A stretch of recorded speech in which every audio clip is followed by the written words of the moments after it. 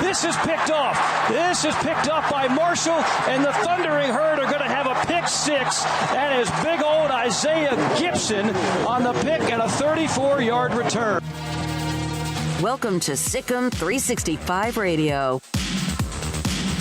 They start at their 44. Why not Frank Gore? Up the middle with a cut. Frank Gore breaks the tackle. Inside the 10. Gore! Touchdown! This man is unstoppable. Sikkim 365 Radio is presented by IdealMRI.com. High-quality MRIs for $497 or less. IdealMRI.com. Your health is important, so is your budget. Ragsdale. Right the middle, touchdown. North Texas from 5 yards out. The second of the night for Ragsdale. Sikkim 365 Radio is also brought to you by Texas Farm Bureau Insurance, protecting Texans since 1952. Watson, play action to the end zone, touchdown! Rajay Johnson from 12 yards out for the lead. Have you subscribed to our YouTube channel? Search 365 Sports on YouTube. Brought to you by TFNB, your bank for life. First and goal. Pick up the pressure. Hayner, shallow cross. Gets it to Remigio. And Remigio brings it in for the score. Now here's David Smoak, Paul Catalina, and Craig Smoak.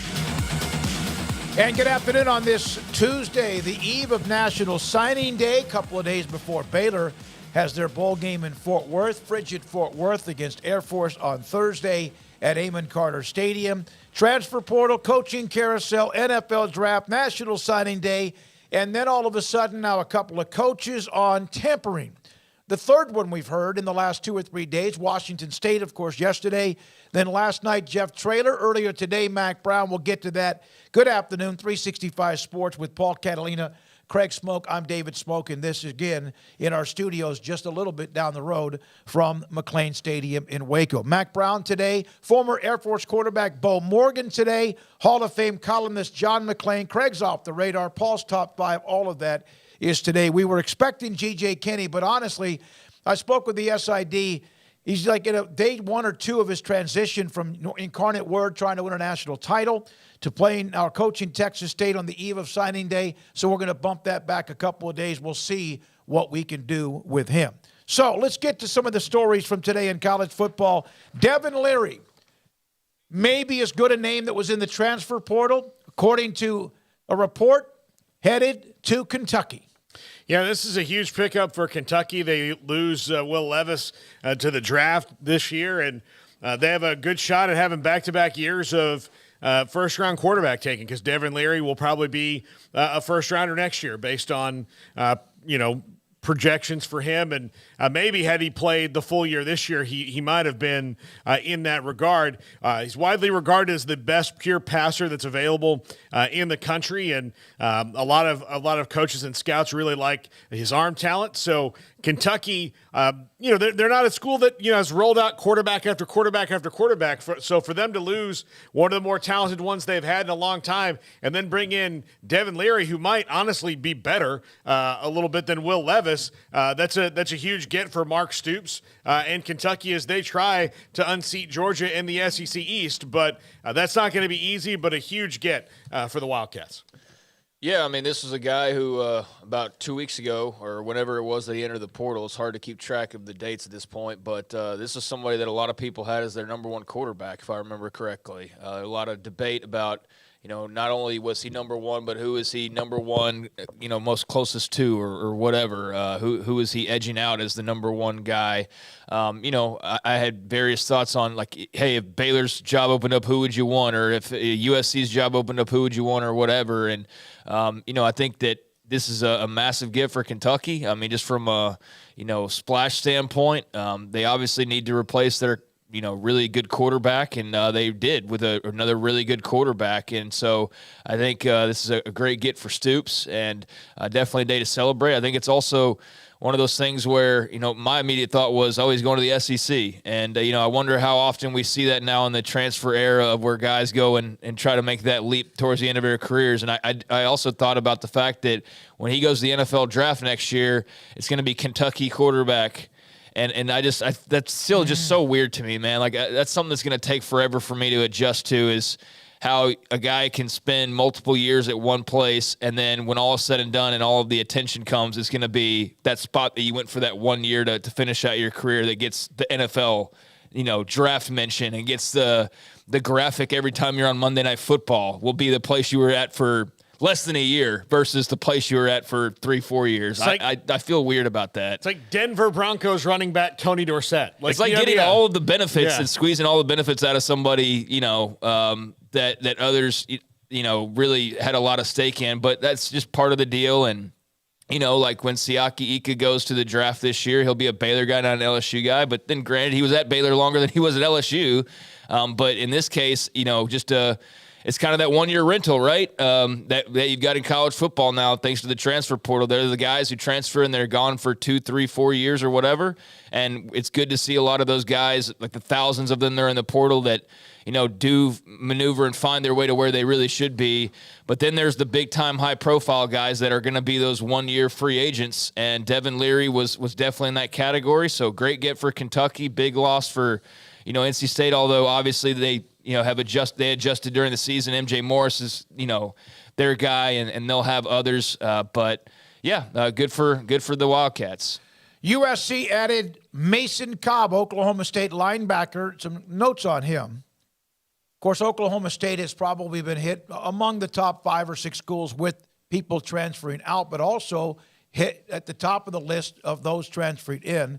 Former Oklahoma State linebacker, didn't play much his first couple of years, but last year, 58 solo tackles, 13 tackles for losses, 2 sacks, an interception, a forced fumble, ranked as the number 2 transfer linebacker by 247. He played in 863 snaps for Oklahoma State, second team all Big 12. Some pretty good linebackers in the Big 12, and he now heads to a place that has a ton of talent, and they continue to pilot. Of course, they got the wide receiver from Arizona yesterday, and they're going to get more, and now they get a linebacker. Well, not to knock Shorter, the wide receiver from Arizona, who's a great story, came to Arizona as a walk-on. Arizona was one of the worst schools in the country, and then he's fought his way up to being one of the most sought-after guys in the transfer portal. But USC isn't going to win anything unless they get more guys like Mason Cobb. That's been the knock on Lincoln Riley through his 2 head coaching jobs, is fantastic on offense, artistic. He's like the Picasso of that right now. Everything, the quarterbacks are all great. Everybody's fantastic on that side of the ball, but the defense isn't very physical, isn't very tough. And when they play teams that are, for example, the 2 games they lost were against Kyle Whittingham teams. When it comes down to toughness, Kyle Whittingham's teams are going to out-tough most people, even in the games that they lose. And so that's what he has to change about that team. So he needs Mason Cobb and about 4 or 5 of the guys like him if they really want to take that step. Yeah, offense isn't the question with the Lincoln Riley teams. I think that's well established by now, and certainly when you watch USC, the defense was where you focused when you thought about where they could potentially get a lot better this offseason. So they're attacking that portal like you'd expect them to, and everybody else is doing, and that's a really good get. Oklahoma State's had a number of guys enter the portal. They've also been very active, in replacing guys as well. So that's a team that I think you can kind of start to peg sort of the general characteristics of teams already, but then, find and identify the holes that they're also finding and identifying through the portal, and kind of, you can start to see kind of the shape that some teams are already taking for next year, or because of the mass amount of guys they have coming back, sort of the shape that they have already. And Oklahoma State's kind of curious to me. Like, they're one I don't really know how to peg this early on, because, who is the quarterback next year? Are they going to, attack it in a different way than just who's on their roster already with Spencer Sanders out the door? What do they get and what do they lose in the portal? They've already lost a lot. They've already gained some. Eventually they'll settle in when all the dust settles. But, yeah, they're a team that's had, the door basically wide open going in both directions. And so this was a loss for them, but a terrific gain for USC. And, I'd expect the Trojans will continue to stack up prospects. But, hard to, when you see the graphic to blame a guy for wanting to go to Los Angeles, especially when he's making NIL money. And, this is a big opportunity that probably wasn't ever expected, and it's suddenly fallen in your lap because you played well where you were. And that's one of the cool things about the portal for guys like Cobb. And so good luck to him, and good get for Lincoln Riley. Yeah, I think it's those, Paul, you mentioned these type players, Paul, Craig as well, linemen. Offensive and defensive linemen. When they won back in the day, even when they had Bush and Leinart and all that, they had some guys who were all pros, eventual Hall of Famers on the offensive line, and eventually that's kind of what they have to do. And I think they're going to do that slowly but surely, but they do get obviously a hell of a player from Oklahoma State. Yeah, I'll tell you, I'm pretty sure, just off the top of my head, that they really don't have a problem in their secondary as far as athletes in their secondary. What USC needs is guys in the front seven who are going to knock you in the dirt. That's what they need. And until they get that, they're going to lose games like they have, where they're shootouts, they're big offensive, back and forth. And when it comes down to you need a stop in the fourth quarter, they're not going to get it until they get those guys. Who's going to get the strip sack? Who's going to get the pressure? Who's going to force a bad throw? And that's what they're working on. And obviously a good year for Mason Cobb at Oklahoma State. Now, he was committed to Baylor. Torian York plays right down the road from us. Teams then, when he decommitted, they started to look into him, and right down the road, he'll now go almost as close to where he is in Temple to College Station. Torian York committing to play at Texas A&M on the eve. That was last night on the eve of National Signing Day. Oh, go ahead. Yeah, I mean, I'm going to hopefully hear, a Baylor perspective on this at some point of why this wasn't a bigger deal that he left the class. I don't feel like there was much of a fight. Now, granted, we wouldn't see it publicly if there was, and maybe they tried to sway him to stay behind the scenes, and he decided, no, I'm going to open up my recruitment anyways. Like when Ron Roberts got let go, mutually agreed upon, whatever, got fired, whatever you want to categorize it as. When he got let go, that was obviously a main voice for and a main recruiter for Torian York. But he's been committed for several months, was a big vocal leader of the class, and then here we are a week and a half before signing day, and he's suddenly flipping, or not, he's not flipping. He, decommitted, and then a few days later he's going to A&M.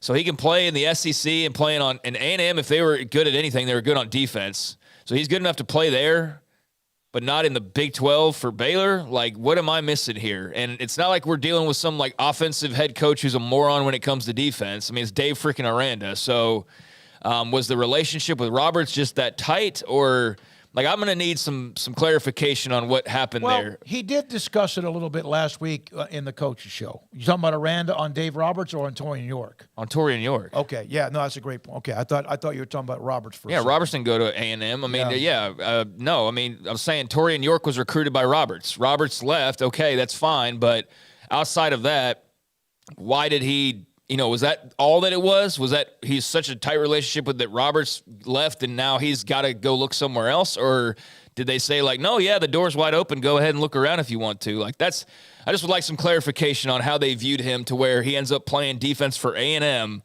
but there wasn't seemingly much of a fight to keep him in the Big 12. That just doesn't make sense to me. Yeah, and there's a chance I have a chance to visit with Torian as early as tonight for National Signing Day. If you just said it was NIL, okay, that makes sense, sure, and that would be a simple answer to it. But I don't think that was this though. So that's what I'm having a hard time understanding is it's kind of the lack of, oh, okay, he's gone, he's out of the class, and you move on. It's just sort of weird to me. Well, we've only heard from Dave Aranda one time since they were beaten by Texas in the last game of the year, and that was last week at a coach's show at a restaurant, Rudy's, in his weekly type coaches show. You're going to hear from him tomorrow, which is kind of a quasi mixture of the bowl game with Air Force and National Signing Day. And the access just hasn't been it's not been very good for us. That's a selfish thing, but we just haven't had a lot. And what I've been told is that, he's got a lot on his plate right now, being the defensive coordinator, et cetera, trying to find a defensive coordinator, et cetera, National Signing Day, transfer portal, et cetera. It'd be nice to hear from him. I get all that, but yeah, I also feel like they've lost a massive amount of juice by just kind of being quiet. I don't know. I'm looking around on Twitter. I'm seeing every fan base is like, boom, boom, we got this going on, this is going on. And granted, they got to commit last night. I got a JUCO guy. That's great. But it's just, there's just not, there's no juice there. I mean, and I don't know that him going out and doing a 30-minute press conference really changes that, but give us some storylines, man. Give us some, and maybe that's the whole, we're just focusing on Air Force and get through that. But I just feel the silence is understandable because there is a lot going on. But you can't be too quiet or else just people forget about you. And I kind of feel like they're just sort of there right now. You know what I mean? They're just sort of there. And then that's kind of him. But you know what? If you're going to be that, then you better go beat Air Force. Yeah. Because if you lose to Air Force, then it was all for naught, and it was totally pointless, and you lost juice for no reason. Is beating Air Force going to help their recruiting? No. It'll give them something. It'll give them something to kick into the offseason. I don't think it's going to help their recruiting because, the lion's share of it will still be done tomorrow regardless. So, they might get a guy – after that, the only thing that happens tomorrow to me, a win is a win. Anytime a win, but it keeps you have a winning season. That's all you get. I think it's better for the guys who are coming back next year. I mean, that you end on a good note and you go into spring feeling like, okay, learning how to win, tasting win. When we as a group, put everything together, we can accomplish something, but. I don't know how much it does for you outside of that. I think that, but Craig is right. There is no juice, and they ended the year on a 3-game losing streak, and then that put them in this scheduling nightmare of a position where you're getting ready for your bowl game, trying to close your recruiting, trying to hire a defensive coordinator, all these things at once where everybody else is doing some of those things, but they have a more spread out timeline. Well, there's a lot of teams playing games beforehand, but we were going to have G.J. Kinney today. I'll use him as an example. He was on Friday, trying to get a semifinal win at North Dakota State and almost pulled it off. He then was already announced as the new coach at Texas State. They introduced him. It's 2 days later. He was going to be on with us today. And honestly, he's on the phone 24/7 trying to figure out his own class, not to mention transfer portal and anything else, plus maybe even a staff. So I get it, and that's Texas State. And here's Baylor, and they're trying to mix getting ready for a game against a very unique opponent. And on top of that, trying to close the side. And let's be honest. If tomorrow Austin Novosad doesn't sign with Baylor, then the class is toxic. Not everybody else who signed. That doesn't mean they can't play football without him, but that's the beacon of their class tomorrow. If they don't get his signature tomorrow, to me, that's a problem. I mean, I get all the reasons that you laid out. We don't have to dwell on any more past this, but the juice comment stands. There is none right now. And granted, they're quiet because they're bunkered down and they're, preparing for all of these things in front of them. But as soon as Novosad signs tomorrow, a win, if however he does it, and then they get done with that bowl game, I better see some graphics, man. I better see something going on here, man. You're just kind of in neutral, and I'm seeing TCU's picking up transfer after transfer, and you got Texas Tech's got momentum because they're all over social media, and I just feel like you got to be mindful of kind of where you are right now. You're not just, puff my chest out, we won a Big 12 title. This is a right now for me business. You go finish 6-7, lose to Air Force, lose 4 straight, and you were quiet basically this entire time. I mean, what did that do for you ultimately? So that's what I'm saying. I think it'd be big to win a bowl game just to simply finish above 500 and not finish with 4 losses in a row. To have something to celebrate would be huge no matter who it's against or where it is. And certainly winning beats the alternative of going up to TCU's place and losing there again to a non-Big 12 opponent. I mean, that would just be a disaster in my mind.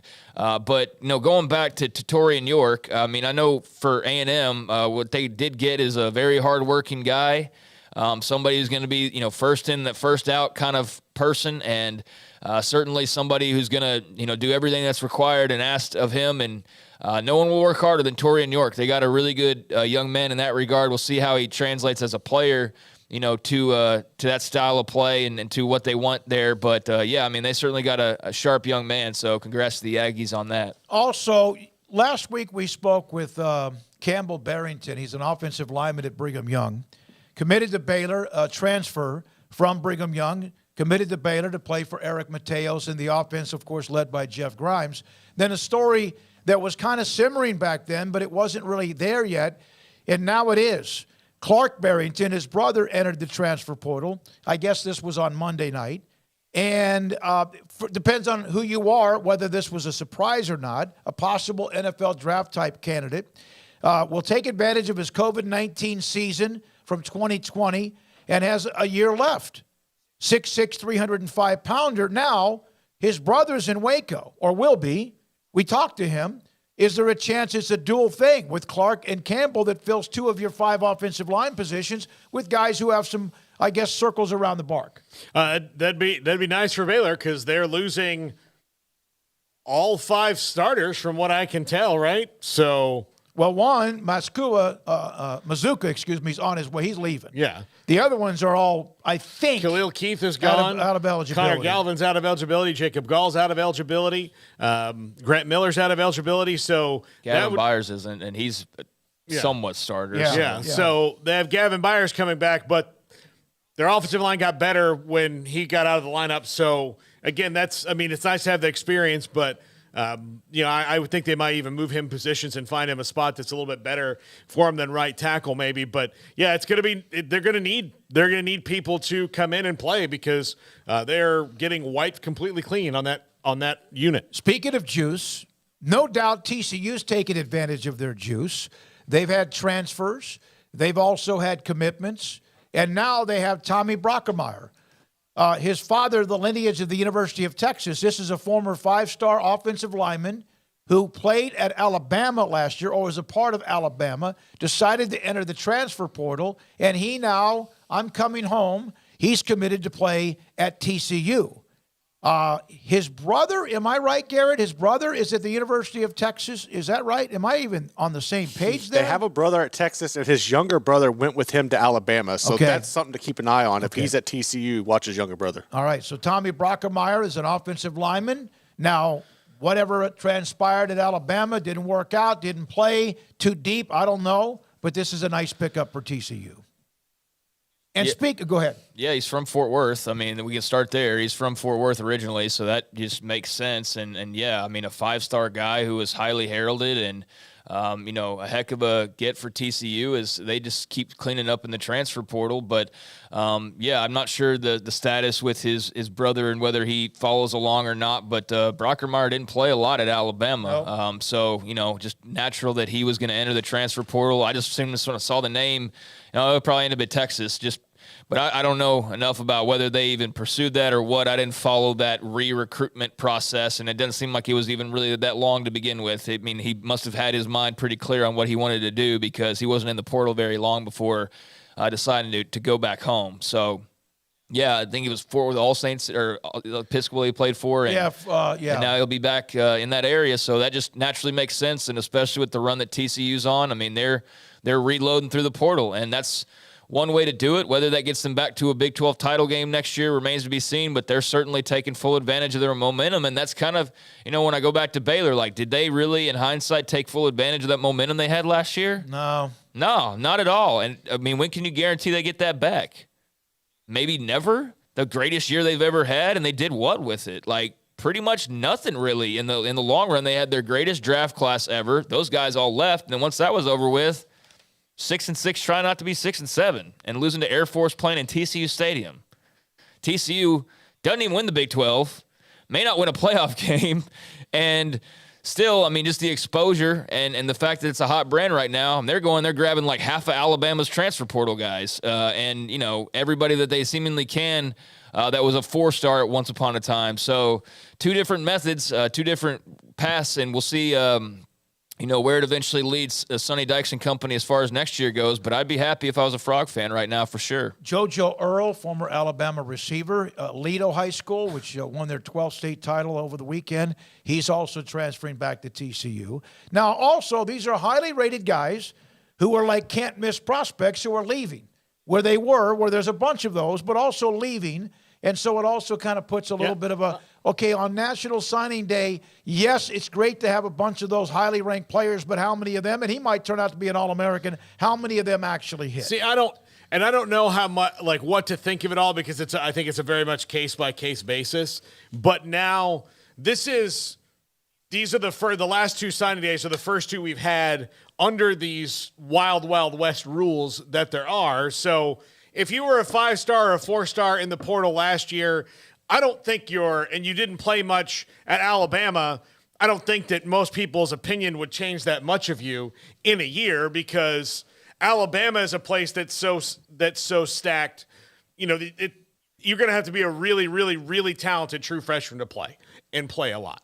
So, yeah, it doesn't surprise. Like, I think you kind of assess those differently now. If you're a couple years in, if you're a sophomore or so and you have not cracked any kind of the lineup or rotation yet, clearly you're at a place that's not for you and you don't fit what they do. That doesn't mean you're not a good player. It just means you have to find a different spot. But if you're a true freshman and you're out after a year, if you're Tommy Brockemeyer, I'm sure Tommy Brockemeyer would have had a lot of success at Alabama, but he just didn't want to be there anymore. And I think he'll probably be great at TCU, and we'll see about JoJo Earl. Clearly, he's from Aledo. I mean, these are 2, like, they didn't have to, go and convince guys how great Fort Worth is. They just told them, like, hey, do you want to come back to the place you live? Yeah. I mean, he had a couple years, to be fair. He got passed up, and he had some injuries too.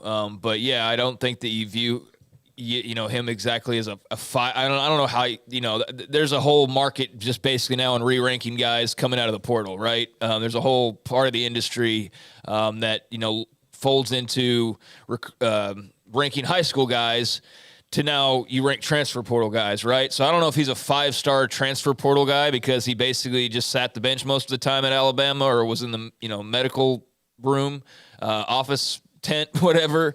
But yeah, I mean, as far as untapped potential goes, to say a guy got passed up at Bama that he's suddenly not a 5-star or 4-star, yeah, I don't know that. We'll see when he gets out there and plays. We didn't see enough of him in Tuscaloosa because, eventually somebody beat him out. But doesn't mean he can't still be a very high caliber guy, and that's just what you got to judge if you're these coaches of, is he that same person that he was coming out of high school, or were the evaluations off, or the personality part of it, does that come into play, whatever? But I think with Brockemeyer, yeah, just a guy who's super solid, prospect who just got lost in the shuffle at a school that's got a bunch of super prospects. And, TCU's hoping that they can get the most out of him. And if they do maximize that, then that's going to be great news for them out of the portal. Speaking of TCU, Eddie Robinson Award.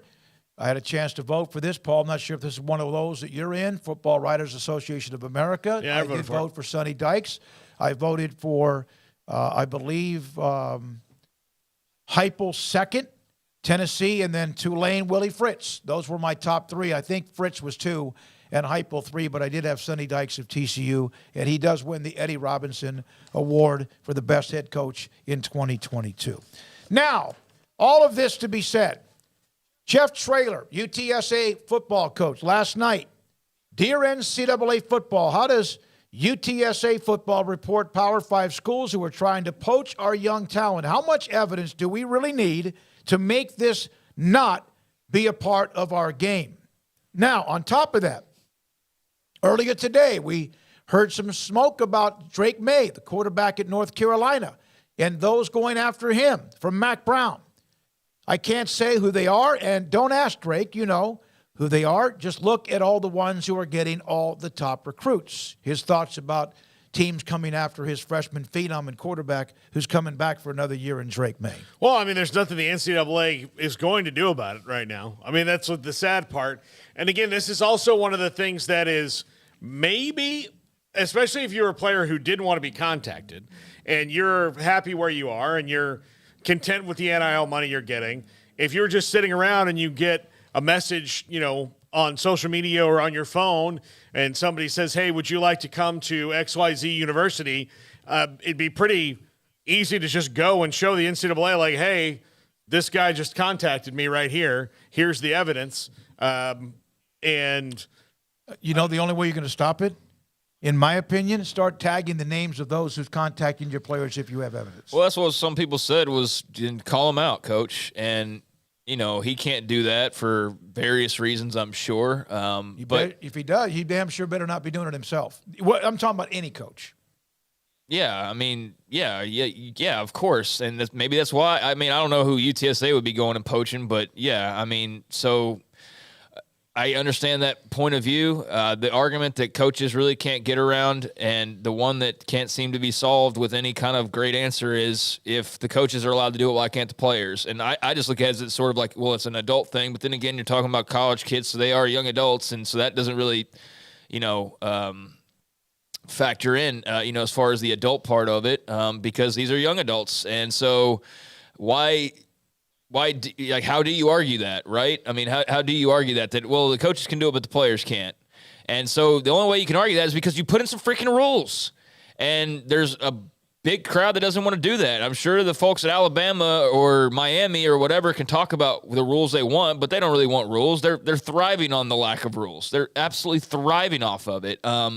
So I don't think that there's a big push from, the top schools who basically get everything their way ultimately to change it. So I don't think there's a rush there. And I don't think there's really any rules that can be put in place that aren't going to go, unchallenged. So, is there anything strong enough to put out there legislatively that you feel confident can withstand any sort of, fights? And no, you can't right now, the way it's set up. So, they're stuck between a rock and a hard place. And I also think that there's just a whole portion that don't really want it to be regulated. They love the fact that it's like this, because it ultimately ends in the end game that they want, which is the top level, most highly rated schools getting the top level, most highly rated guys, and that cycle never being broken. And so I understand Jeff Traylor's frustration, but this is the way that college football is set up by the people that want college football to be this way. And there's just not enough of the clarity on how they could go about actually putting something in place that would matter and would halt some of this. And so there's just no answers. There's no real concrete answers out there, and everybody like Jeff Traylor's out there looking for some, but there's no one out there. There's no authority that can tell him or tell anybody, like, this is what we need to do. It's just, I hate hearing the Wild West over and over again because we've also just overused it now, but there's no other way to describe it, really. There really isn't. That's just, it's the best way to encapsulate what it feels like right now. And that's in some ways awesome, and in some ways, for a guy like Jeff Traylor, incredibly frustrating. I can only imagine. Yeah, most of the time, widespread over-deregulation of things leads to problems that you don't foresee. Like, remember we had a mortgage crisis? Nobody was doing anything about that for 30 years. And then the whole economy crashed because nobody did anything about something that if you had really, monitored it, would have maybe not, save some people some money. So you mean they were reactive, not proactive? Exactly. Yeah. Just like the NCAA. Like, you sit and wait. No, it'll be fine. Or, not that it'll be fine, there's a few people like, hey, this is all a house of cards, right? That eventually it's going to come crumbling down. I don't know. We're making money. We're good. And that's what the big programs are always going to say is like, well, it's working out great for us. Why do we want to change it? And none of them would say that publicly. That's one of those things they would never go, oh, no, we don't need to change anything. Everybody in a position of power in those places that are reaping the rewards from this will say,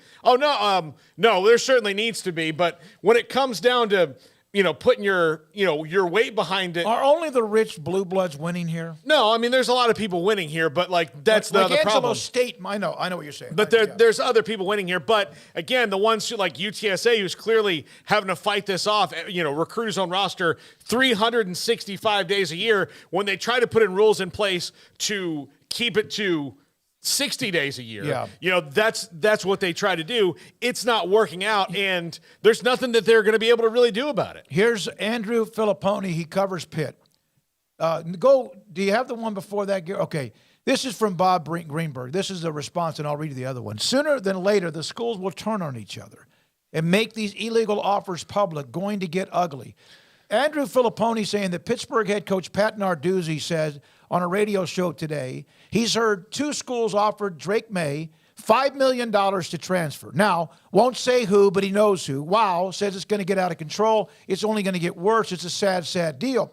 Andrew Brandt, who covers the NFL, doubt the number is accurate, but not the point. Coaches complaining about players now having financial leverage rings hollow. The NCAA can keep hoping Congress will step in. Coaches can keep hoping things will settle down. But this is where we are, adapt or die. Well, I disagree with what Bob Greenberg said there. I don't really think that there's going to be a lot of coaches ratting each other out here. What do you happen in the Southwest Conference? Because the nature of the profession dictates that you need to kind of keep things in, like, it's kind of like the mafia in that regard of like, look, we're not happy. What are you going to turn them in for? There are no rules. We're not happy that this family's doing this and this family's doing this, but we're all doing different things. And eventually, because coaches are so itinerant, okay, I was the defensive coordinator at this university, and I decided I got mad, and I ratted out this coach for poaching off my roster. Well, now I've eliminated a coaching tree from my possible employment options for when I do eventually need another one, because 99% of coaches will need another job at some point. And so that's the other thing that's policing this, not policing this, but keeping it under wraps and like they won't say anything, because again, there are rules, unwritten rules of the coaching fraternity about what you say and what you don't, and what you report and what you don't. Yeah, I mean, if Jeff Traylor were to snitch on, like, Alabama, well, there goes any hope of ever probably coaching in the SEC or coaching for Alabama. Yeah. I mean, so unless you feel like you're going to be at UTSA for the rest of your life, then, yeah, you probably just have to sit there and stew on it. And the transfer portal is beneficial for everybody. I mean, it really is. Like, every school can benefit from it. But we're not really talking about the transfer portal in the way that it's supposed to be, set up. We're talking about, like, the overall premier players getting posted any moment in time and getting offered millions of dollars, which is a tremendous opportunity for them, and great that they're able to capitalize on that. But in terms of, the haves and the have-nots, yes, everybody benefits from the transfer portal, but only a select few with major donors and alumni bases, and it's the same 20 schools or so that are at the top of everything.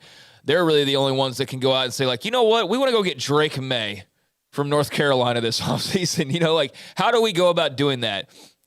Not everybody can do that. Only a select few can. And so that's where I think the frustration comes in, is that, yes, everybody benefits from the transfer portal, but there are certain ones that are trying to basically just go compile all-star teams through buying them the best players from other teams. And, that's like Major League Baseball free agency, basically, I mean, is what you have right now. And there's just people that would like it to be more like the NFL. And so it depends on who you are and what your cup of tea is. But even the pro sports have rules. Collectively bargained rules. Yeah. Now, and before we get, and someone will, coaches leave in the middle of the night. We're not saying they don't. We don't like that either. But here are some responses in the chat room. From Provo Cougar fan: portal free agency will hit academic progress of students. Hard to stay on track unless a player is a solid major like STEM. Most schools require at least 30 hours of credit from them for them to graduate. Phil, it's an ethics thing. Paxton, call them out, penalize them. S. Michael DeHart, it's the lack of ethics and integrity. Also, getting down to a couple of others from Texas Buckeye. You make all NIL money go into a team fund, and if a guy transfers, he gets none. Close the portal. We know that's not going to happen, but thank you, Texas Buckeye. Bob, we don't need rules. Who needs these stinking rules? Also, Mike Bean, I like the way it is. Run a program that players want to come to.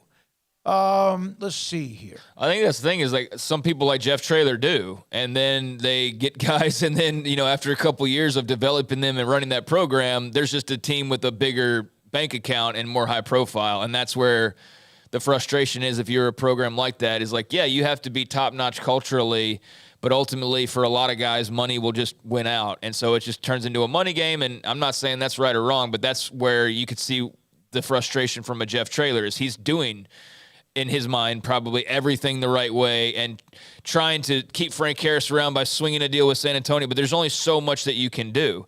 And so you put 4 years into a guy, and all of a sudden, once he's, to a certain level, here comes Alabama and says, we're just going to offer him $500,000 to come here. And it's great for him. No one's arguing that. But that's where I'm just saying that's where the frustration comes in from the programs who are trying to develop guys and do it the right way. You can do all those things, but money talks for certain people and money walks for certain people. Put up the Jeff Traylor, and let's read this closely with what he's talking about. This is I know you mentioned Frank Harris, which would make sense. You already did? He was talking about his young talent. And now Frank Harris, I'm sure, got nibbles. I don't think there's any question. But he was talking about his young talent, too. Does anyone know why the player went after the others? This is a different story. I'm sorry. I think it'll even get uglier. I think the portal chaos will burn itself out. Phil, money, greed, corruption leads to tragic endings. K. Hustle, coaches leaving in the middle of the night started this. I just there told is no you, honor among thieves. That's the argument they can't counteract. That's just the way we started talking about this. Like, bottom line, it's not changing. So just get used to it. Like, whether you like it or not, it's not changing. There's no rules coming. The NCAA is toothless. Government doesn't care. College football media loves it because it's a never-ending news cycle. I'm kind of in the middle of it where, I love it. I love that there's the constant news cycle, and it's great. But I also do kind of hate that, there's just guys up for bid, basically. And I love it for the players. Love it for the players' families who have the right ideals in mind. But, there's just part of it that kind of sucks that if you're a UTSA that we got this guy, he was under the radar, we won that recruiting battle, we developed him, and now here comes Alabama because he had a 1,000-yard season, and, we got to get into a bidding war for this guy. They become a farm system. Exactly. You become a farm system. But that ultimately is what it's all leading to, right? I mean, that's ultimately the SEC and the Big Ten. It's what we talked about for 2 years. And if you look at the chess moves behind the scenes, how calculated it's been, I mean, brilliant people have been drawing this up. I'm not talking about like just some big Illuminati thing or anything like that, but look at the direction it's going. All the cards are following that direction of the two big conferences, and now you're looking at the expanded playoff and how quickly that all of a sudden comes together, and the lack of NIL rules who are benefiting the same schools who are mostly in those two. And you just see it. It's inevitable, and there's no stopping the avalanche that is just this, free-for-all basically. So adapt or die is basically what it is. And there's some that will probably die from it. And there's some that will adapt, and like a TCU, for example, that will end up doing well. But, it's every man for himself right now. And that's a one-year cycle. It's for some schools, it's for the next 5, 10, 20 years, forever. But there are schools you take advantage of the one-year cycle, and then we see where Baylor is. We're kind of stuck right now. From Mike H., the Wild Wild West atmosphere will come to a breaking point, and eventually guidelines and rules will be attempted to be enforced. From Eric, no different than before except for the freedom when it comes to players moving. Now, here's the difference now. The players forever had no rights, none. Now they're getting NIL. That's great. They also can transfer whenever they want. That never was the case. They had to be a grad transfer or sit out of year. And you wonder if that would have at least killed this a little bit. And then, of course, then you had the COVID year and so many things coming together at once. What we're doing is just giving you feedback from coaches and others, and also getting your feedback. We appreciate all of you. We have to take a break. It's 3:42, a long first segment. We will have Mac Rhodes at 4:20. We'll come back with more, a couple of other stories in college football. Also, Navy introduced Brian Newberry, who once was at Baylor. In fact, graduated from Baylor. He's the new head coach at Navy. A comment from him today as he was introduced, and more from you. Text line 254-339-1122. This is 365 Sports. In our logo and advertising, we say we are people that you can count on. What does that mean? It starts with providing a quality vehicle and quality service at a fair price. But it also means we do what we say we will do, and we treat people fairly with respect. It starts by hiring great people, good local folks who work hard with a caring attitude. Our employees are the real reason we are people that you can count on. Put us to the test and see for yourself that at Richard Carr Motors, we are people you can count on. Texas Farm Bureau Insurance has protected fellow Texans with auto, home, health, and life insurance since 1952. With more than 260,000 square miles of land and 27 million people, that's a lot to cover. Whether you're wrangling cattle or wrangling kids, we're proud to protect Texans in all Texan ways of life. Stop by and see our agents at one of our 3 McLennan County locations. Coverage and discounts are subject to qualifications and policy terms and may vary by situation. to know why Stonewood Dental is so successful? Listen to what happy customers have to say. Pleasant. It's different than any other dentist office. I really feel like they care. And it's not that you're here for 2 hours waiting on someone to take care of you. It's quick and easy, and I bring my kids, and my kids love being here too. They really love the treasure box. Staff is really nice and accommodating, real friendly. You feel more like home. It's not sterile looking. Everybody has their own personalized rooms with decorations and decor, and they'll even have a blanket for you when it's cold. I've recommended people to actually come here, and they are patients now. I really love it here. It feels like family. Learn more, stonewood-dental.com.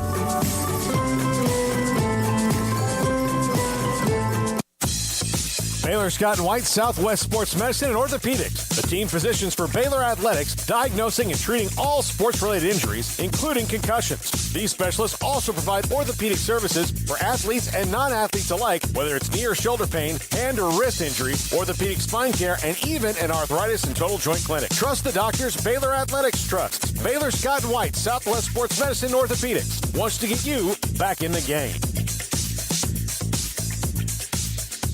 Pizza, burgers, and Bears football. There's no place around Waco that serves them all other than Bubba's 33. Come show your green and gold and enjoy some of Waco's best food and beverages while watching your favorite team, the Bears. When real Bears fans get hungry, Bubba's 33 is the #1 spot for ice-cold drinks, hand-stretched, stone-baked pizzas, and bacon-infused burgers. Join us for indoor or patio dining. Bubba's 33, Waco's restaurant and proud supporter of Baylor Bears football. Sick 'em, Bears.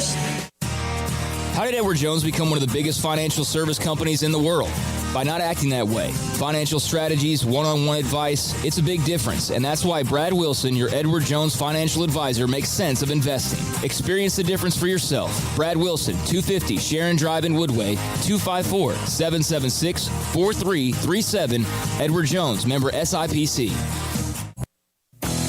Three Nations Brewing Company has 16 different beers on draft with a new beer every Friday. It also offers 2 air-conditioned tap rooms, a large indoor beer hall, a second-floor mezzanine offering a great overview of the brewing company and equipment and patio where you can relax under the shade. Plus, you can now experience the new Three Nations Beer Garden Grill on our shaded patio. Grab a cold beer and enjoy a bite from our freshly prepared and delicious menu. Street tacos, quesadillas, freshly cooked burgers and dogs, and veggie burgers too. Nachos and so much more, all prepared and cooked on site. So come visit the award-winning Three Nations Brewing Company on East Vandergrift off I-35 in Carrollton.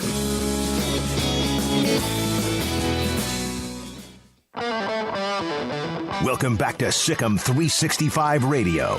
The 3 o'clock hour is sponsored by Waco Custom Marketplace. Meats, sweets, Texas treats, and a cut above the rest. 425 Lake Air Drive, Waco. All right, we're back. 365 Sports. Hope you've enjoyed the first 45 minutes. A lot to digest. A lot of you, man. I tell you what, the chat room rolling and going, the text line as well, and you continue to do that. And you even give us some breaking news, and we appreciate that whenever you do. Yeah, and speaking of breaking news, the rich get richer as 5-star offensive tackle Caden Proctor has flipped his commitment on National Signing Day Eve from the Iowa Hawkeyes to the Alabama Crimson Tide. So Alabama lands 5-star offensive tackle Caden Proctor, flipping him from Iowa, and he had an Instagram post saying, "Home away from home, roll Tide," and the typical graphic. So, bam, big 5-star offensive tackle get for Bama, who's going to end up with arguably the top class. I don't know where they are because I think they're number 1 right now, and now they'll be even more of a concrete number 1. But Georgia will have something to say, Texas and Miami and whoever else is dancing up there near the top of those rankings. But huge get for Alabama. Been a lot of chatter around him, and so the deal is done. Caden Proctor, 5-star OT to the Tide. Before that commitment, 247, there's On 3, there's Rivals. They all do a really good job with what they do. They all have their own ways. Alabama was the number 1 class with 3 5-stars. Add another one, Georgia, Miami, Texas, and then LSU in the top 5. Notre Dame, Ohio State, Oklahoma, quietly in the top 10. Maybe not quietly. And they've had a good day or a week or 2 or 3 with transfers. And then Tennessee, Clemson, among others. A&M outside the top 50, or 15th. They may add a couple. TCU, 16. That's a good number. But now Texas Tech, 20, 22, depending on which one you look at. Remember now, some of the schools that have been successful, TCU's class was not very highly ranked. Baylor's class last year was not very highly ranked. So, but it's fun to look at. I love it. I love National Signing Day. More the day of rather than the lead up to it because so many commitments change. Paul, your Florida State Seminoles are in the top 20 and maybe even higher than that. All right. If they would do better with high school recruiting, that would make me good. But he's killing the portal. He's killing the portal. Yep. Well, there you go. And there's going to be some more. And the ones who are at the top, they're going to be at the top. It's almost like when you deep fry something, when it gets to the top, like hush puppies, French fries, when it rises to the top, that's what's going to happen with the recruiting rankings with the elite players. Whatever it's ready to be done, it will get to the top of the oil. I do think that is one unfortunate part, though, is if you were actually a great evaluator of talent and, you can land guys still, like at Texas Tech, for example, I know prides themselves on, being elite talent evaluators. They were the guys that were here claiming the same thing when Rule was head coach, and that's what they were doing. And Rule will say the same things, I'm sure, at Nebraska with elite talent evaluators they are and all that. And, that's great. But if you were somebody who kind of got the diamonds in the rough, now you got to land them, but then you got to, fend people off. And if you're a program that's actually not that great at high school recruiting and you whiffed on a bunch of guys, not really a penalty for it if you're a big enough school because you can just go replace them a year later. And I think that kind of sucks because I think that's part of the art form was identifying talent, landing talent, doing that. And now you can have a class like A&M's that got all the positive attention and all the fanfare, number one class and ha, Texas, and we're better than you. And that thing is falling apart. It was built on toothpicks. And it's like halfway even very expensive still there. Yeah, very platinum toothpicks. And what penalty is there really? No, there's none. There's zero. Like they had an okay year. And so, but like long term, that should have crippled them. So on the one hand, it's great if you're a fan whose team did not recruit very well or missed on a lot of evaluations that you can overcome that and you're not like doomed for 3 years. That is great. That's helpful. But it's also another tough pill to swallow for those teams who do it, and that is an advantage that they have. Well, you don't even have that advantage anymore because even if you get them initially, you may not be able to hold on to them. And that's so it's like the people who are just who are making the best out of what they had and doing a really good job with that. Sorry. Yeah. Okay, let's use an incarnate word for an example. They had the quarterback. And, man, they might have him for a couple of 2 or 3. Cam Ward. They might have him for a couple of years. Can you imagine a change of coaching, G.J. Kinney? And now, of course, he left for Texas State. He's there now today. But, man, you found a diamond in the rough that was going to be yours for as long.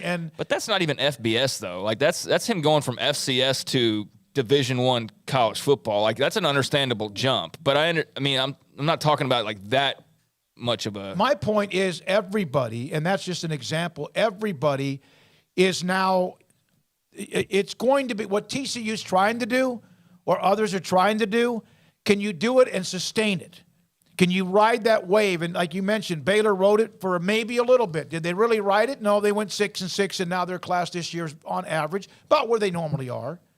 But, yeah, everyone's a farm system. Name schools that are not a farm system. They basically all are. It's good because, look, your Alabama is essentially the farm, like Alabama's lower rung of guys who aren't making it. Are now they're going to TCU. And not that they're not good, but they're going to TCU and elsewhere. It's just I don't even, farm system's not even the right thing. It's just this big, like pool that everybody can now grab from freely. And then, look, people have their different strengths. I mean, look, you mentioned Florida State a second ago. Well, I'll tell you, Mike Norvell is really good at right now is finding guys like he's got a guy from UTEP and Jared Versus from Albany, and he's got all these guys that are – Florida State is an upgrade as far as the level of program they go to, or it's a lateral move like they just got a transfer from Auburn. But what he's not doing is he's not going and getting a kid from LSU and beating them in those battles. So that's where he needs to get better. Where guys in the portal need to get better is figuring out what he does well is, okay, look, you were at UTEP and you're You're good. Let's get here now. Matt Rule's trying to do that, trying to get that kid from Rhode Island. Like, that's what they need to do. The ones who are the best at it are the ones who can, do both. But even like Kirby Smart didn't take anybody out of the portal last year, right? And they've not missed a beat. Yeah, but he didn't do that on purpose. No, people are using that as like some example. Kirby Smart has come out and said, we didn't take anybody out of the portal, but we didn't not try. Yeah. Like, we tried. They just didn't have a fit, or the guy picked somewhere else. But he absolutely is trying to get guys out of the portal. Georgia is not unique in that way. It was just a timing thing where they didn't have a bunch of needs, and the guys that they did want, they didn't have to have necessarily, or the guys they really, really wanted just pick somewhere else. But I guarantee you, we see Georgia active in the portal. Whether they land guys or not, ultimately will come down to what they actually need. They're kicking tires? Is that what they're not. They're not like they're not like Spavital at Texas State, who's like, I'm not recruiting high school players anymore. Georgia's not saying they're not recruiting the portal. Kirby Smart's on record. No, we're in the portal. We just didn't land any guys last year because of just the way that it worked out. That's all. Speaking of Spavital, that he did that, and we have Jake on the show the last couple of years, and now he's no longer the head coach, and that's G.J. Kinney's opportunity now to see what he can possibly do. So, all right, National Signing Day tomorrow. Baylor Bowl game on Thursday will be throughout the day tomorrow. In fact, early in the 8 o'clock hour, Craig and Grayson will be on the air as the commits start, or not commits, signings start to come in. And to me, the number one story tomorrow for Baylor is Austin Novosad and his signature. If you're a fan of Oklahoma State or Texas Tech, a fan of Texas, or you're a fan of Oklahoma or anywhere else, what tomorrow is the one signature, even if you have 3 5-stars, what is the one signature that is the one you're more concerned or worried or need to know tomorrow morning when they start to crank out people signing their national letters of intent? To me, there's no doubt at Baylor, it's Austin Novosad, the quarterback at Dripping Springs. Now, we'll come back at the top of the 4 o'clock hour. Mac Rhodes will join us, and we'll have Brian Newberry, the Navy coach, on his new job as now from what was a coordinator to the head coach at Navy with the coaching transition after many years. And this is 365 Sports. If you're trying to do some late Christmas shopping, you have somebody that is on your list or somebody you know, and they smoke cigars, I got a place for you. It's in Waco if you're in the area. Waco's Don Humidor and Coffee Beans in the Town West Shopping Center. A 48-foot walk-in humidor loaded with cigars. And you could buy 3 or 4, put them in what is a sleeve, buy a box of them, a box of the nice cigars or not. If you want, they even have CBD products, including VitaDreams, that helps you get a nice, restful sleep, maybe an extra 30 to 45 minutes to an hour of sleep when you have struggled at times to fall asleep. They have the torch lighters for the cigars. They have the cutters for the cigars. They have the humidors to put them in. So if that's what you're looking for a guest or a gift for somebody you know, that's where you should go. Carol, Ashley, Cheyenne, Don Humidor and Coffee Beans in the Town West Shopping Center off Valley Mills in Waco. Let Camille Johnson Realtors guide you seamlessly through the process of buying your dream home or selling your current one. Commercial, farm and ranch, or residential, Camille Johnson Realtors can smoothly and successfully lead you through any transaction. With a team of 28 experienced agents who are excited about serving you, Camille Johnson Realtors services the entire greater Waco area. If you're in the market to buy or sell, contact Camille Johnson Realtors, 104 Midway Center in Woodway, or find them online at www.camillejohnson.com. Camille Johnson Realtors, elegant, charming, warm. Welcome home.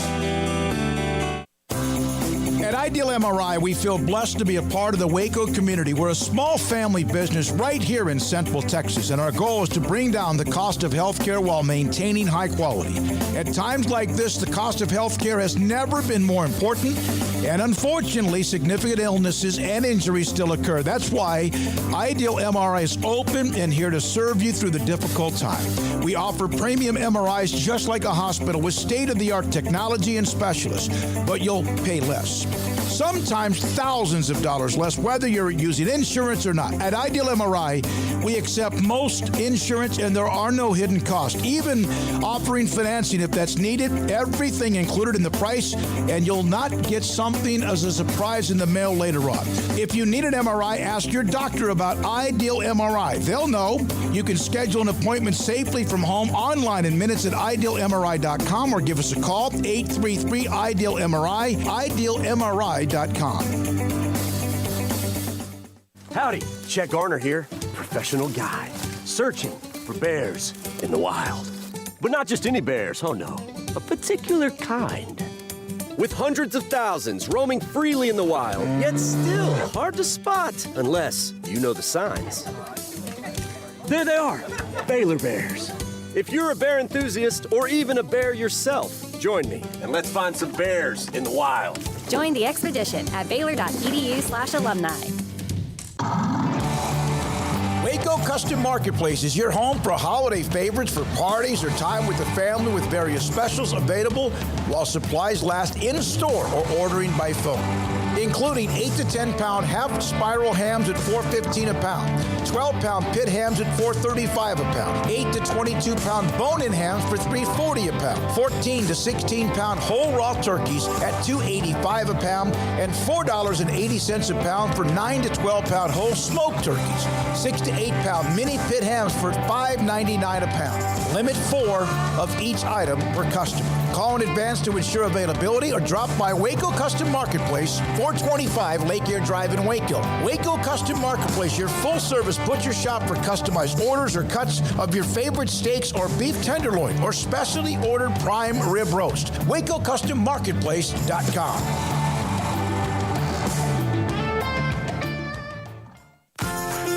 Automatic Chef Canteen is a full-service micro-market vending and office coffee provider with state-of-the-art vending equipment, a wide variety of products, and offering custom-fitted micro-market vending office coffee solutions for your employee break room. You want a full break room solution and a workplace oasis? Well, Automatic Chef Canteen, locally owned and operated for over 50 years in Central Texas, also includes in-house mechanics on call 24/7 for fast, reliable service and maintenance. Automatic Chef Canteen, 6900 Imperial Drive in Waco, or online at automaticchefcanteen.com.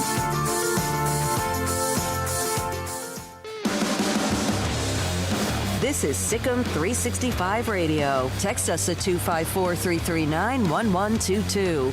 The Sikkim 365 Radio text line is sponsored by Riverbend Liquor and Wine, with the most extensive variety of craft beer in Waco. A hidden gem on Lakeshore Drive and 19th Street. All right, with many of you in the chat room, we appreciate it. Hit the like button if you haven't. We would appreciate that. Subscribe or tell everyone of what we do. We appreciate you. Now, yeah, I will say we like don't promote ourselves at all. Basically, I mean we sort of do, but we don't beg for likes. We don't beg for subs. We don't try and entice you with like free whatever.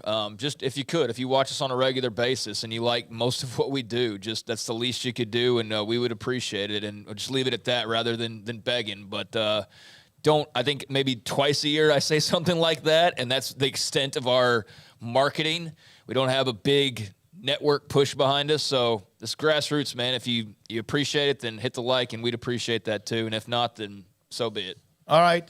Thank you, Craig. Appreciate that. So Mac Rose will join us in a little bit. We've given you all the awards, won or transfer portals. And as commitments and changes go, the Alabama commitment from Iowa is a big deal. Bret Bielema got a contract extension. Illinois honored him. Well, I guess rewarded him, after 8-4. Now, I'm going to say this. I want to get to this and then Brian Newberry for a couple of minutes. So Bret Bielema, a good football coach, wherever he was, and he didn't do great in Arkansas. So he goes to Illinois, and he turns them around into what obviously is very much a salty. They're a bowl team. They're going to beat some people. They're in a bowl game against Mississippi State, and that's going to be kind of a really tough week for everybody. First bowl berth since 2019. That's 3 years ago. That's not like someone in a 5 to 7 to 9 year stretch of nothing, like Nebraska or whoever, or what Baylor went 16 or 17 years before they finally got into one. Why rework his contract already? Because you know what's going to happen. No, and look, I wouldn't necessarily give him an extension. I would give him a raise to keep him competitive, but I wouldn't. They gave him a 6-year contract extension now through 2028. Yeah, see, I would give him a raise to keep him competitive. You know what his record is? 13-11. Yeah, so Yeah, and he's 8-4 overall, or 8-4 this year. So 5-7 last year. Yeah, 5-7, 8-4. But so and I'm happy for the coach. No, I'm talking about universities and administrations and athletic departments doing this. They are negotiating against themselves 90% of the time.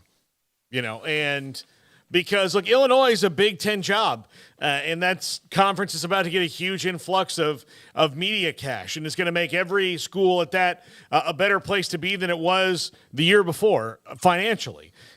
So I don't know who right now they're trying to keep Bret Bielema away from, but I guess it's just what you do. But most of the time, you negotiate against yourselves, and Jimmy Sexton and Trace Armstrong are probably the two most powerful people in college football when you really get down to it, because they can make schools spend money that they shouldn't. Just look at Jimbo Fisher right now, who holds A&M he holds all the cards there, because if they don't like it, so what? Are you really gonna pay $90 million for me not to coach there? So they negotiate against themselves most of the time. Yeah, I don't know. There must be like some tax write-offs or something somehow with these coaches. Like, I don't know. There must be some hidden breaks somewhere that make it make sense to want to just go throw gobs of money at guys and guarantee gobs of money for basically doing their jobs. It's the only industry other than maybe I think like probably Wall Street. You just do your job and you get handsomely rewarded for it, and like Silicon Valley and stuff. Certainly not in this industry. Like, you got to grind, man, to scratch out, but you do. But yeah, in the coaching ranks, you just simply do your job, and it's like, here's a 6-year contract. Well, all I did was just what you signed me to do a year ago. We want to make sure you're here and happy for forever, even though we know you're probably going to leave in a year, but here's 5 years guaranteed money just to hopefully sway you. I don't know. I don't know what these that's what I'm saying. Like, there must be like some write-off or something to it that we're just not aware of, because just on the surface, it doesn't make any sense to do that. Nobody's banging down the door for Bret Bielema right at this very moment. There was not a need to go and do that. Now, some will say that maybe there were. Maybe perhaps some schools did come digging around. I don't know. I don't know who that would have been. Certainly, I'm sure Bielema's agent portrayed it that way. I'm sure he told the AD, like, hey, you better lock him down or else somebody else is going to come calling. So I don't know. I mean, these agents do a great job, though, with the majority of these coaching clients, because all of them just do their job for about a year or two, and they're rewarded with, 4 years of guaranteed money. And then, are typically gone in the next couple of years and getting that money for whether being fired or taking another job. It's crazy. Just and like, that's why you can't sit there and really complain about the players. Like, what are we complaining about? Money, wasted money, or gobs of money going this direction or that direction, when you're sitting there paying tens of millions of dollars in buyouts, or you can't fire a guy because you'd have to pay him so much money, even if he deserves to be fired. Like, the schools got on the opposite and the wrong side of these coaching contracts a while back, and I just don't see how they get their way out of it now. Charlie Weiss was getting simultaneously paid not to coach at two ridiculous. schools. Yeah.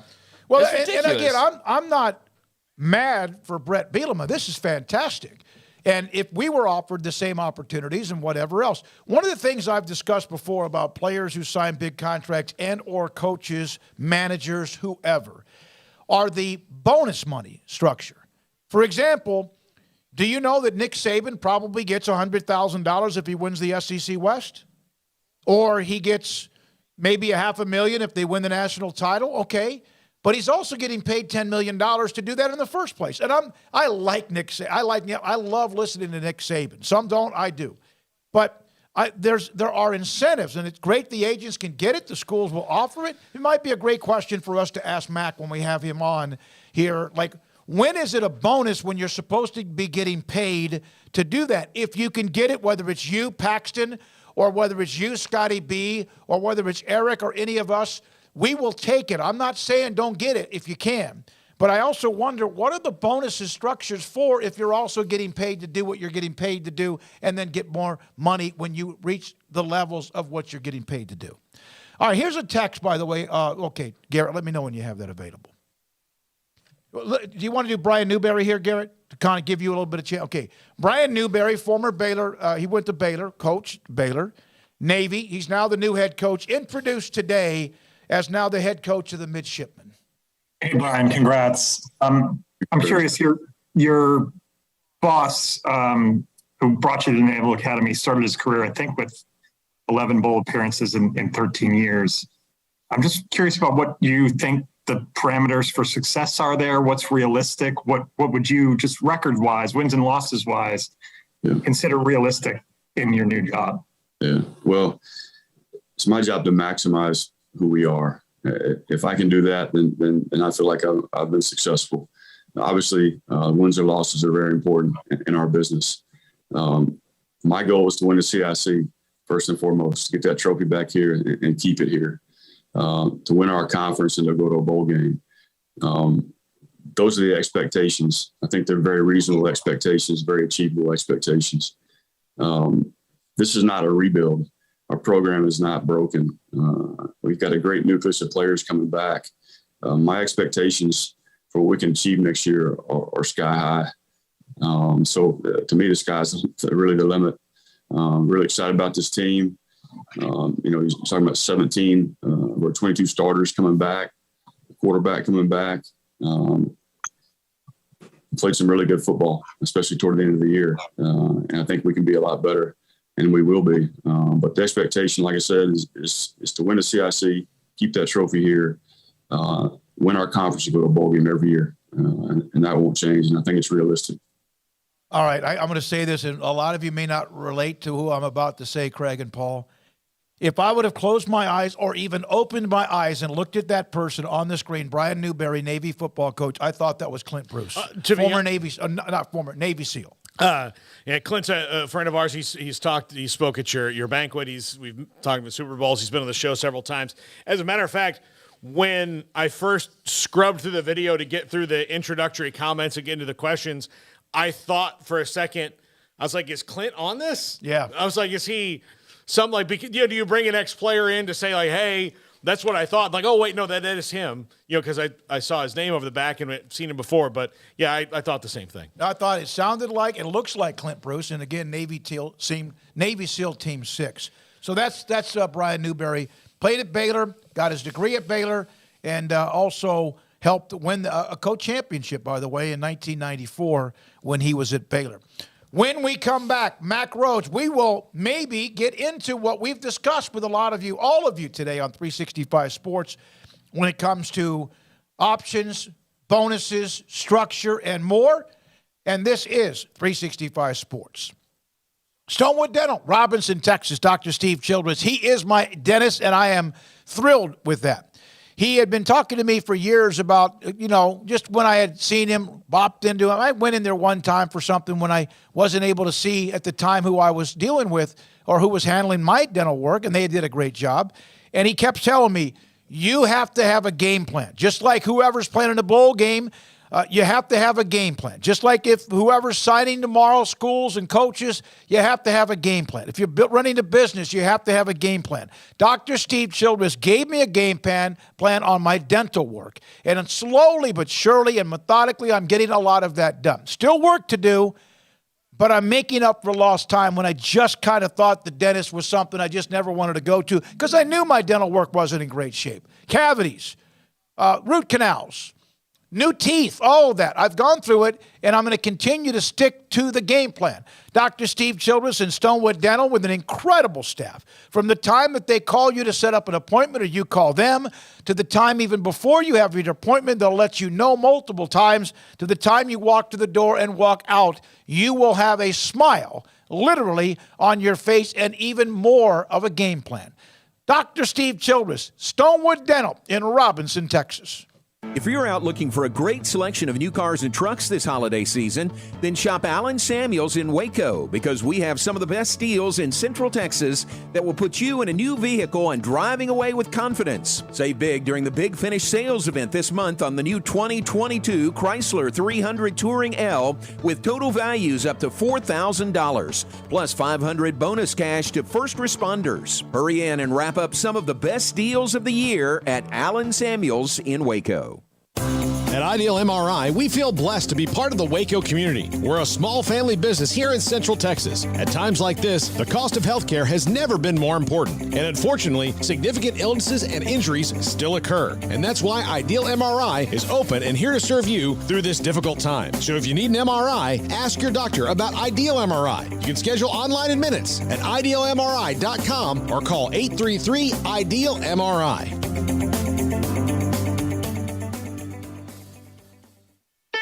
Don Humidor, your home with a 48-foot walk-in humidor with the elite cigar brands from around the world, including the #1 cigar of the year, Aging Room Cuatro Nicaragua. Plus, they have the great brands like Macanudo and Artur Fuente, Rocky Patel, Aston, and so much more. CBD, great for sore muscles, aches and pains, sleep, Vita Dreams, and anxiety, mild depression, general health and wellness. Their staff very knowledgeable on the subject. If anyone is curious about CBD, ask Carol and Ashley. Don Humidor in the Townwest Shopping Center off Valley Mills in Waco. 1, 2. I'm in love with a man named Rudy. I'm okay with that.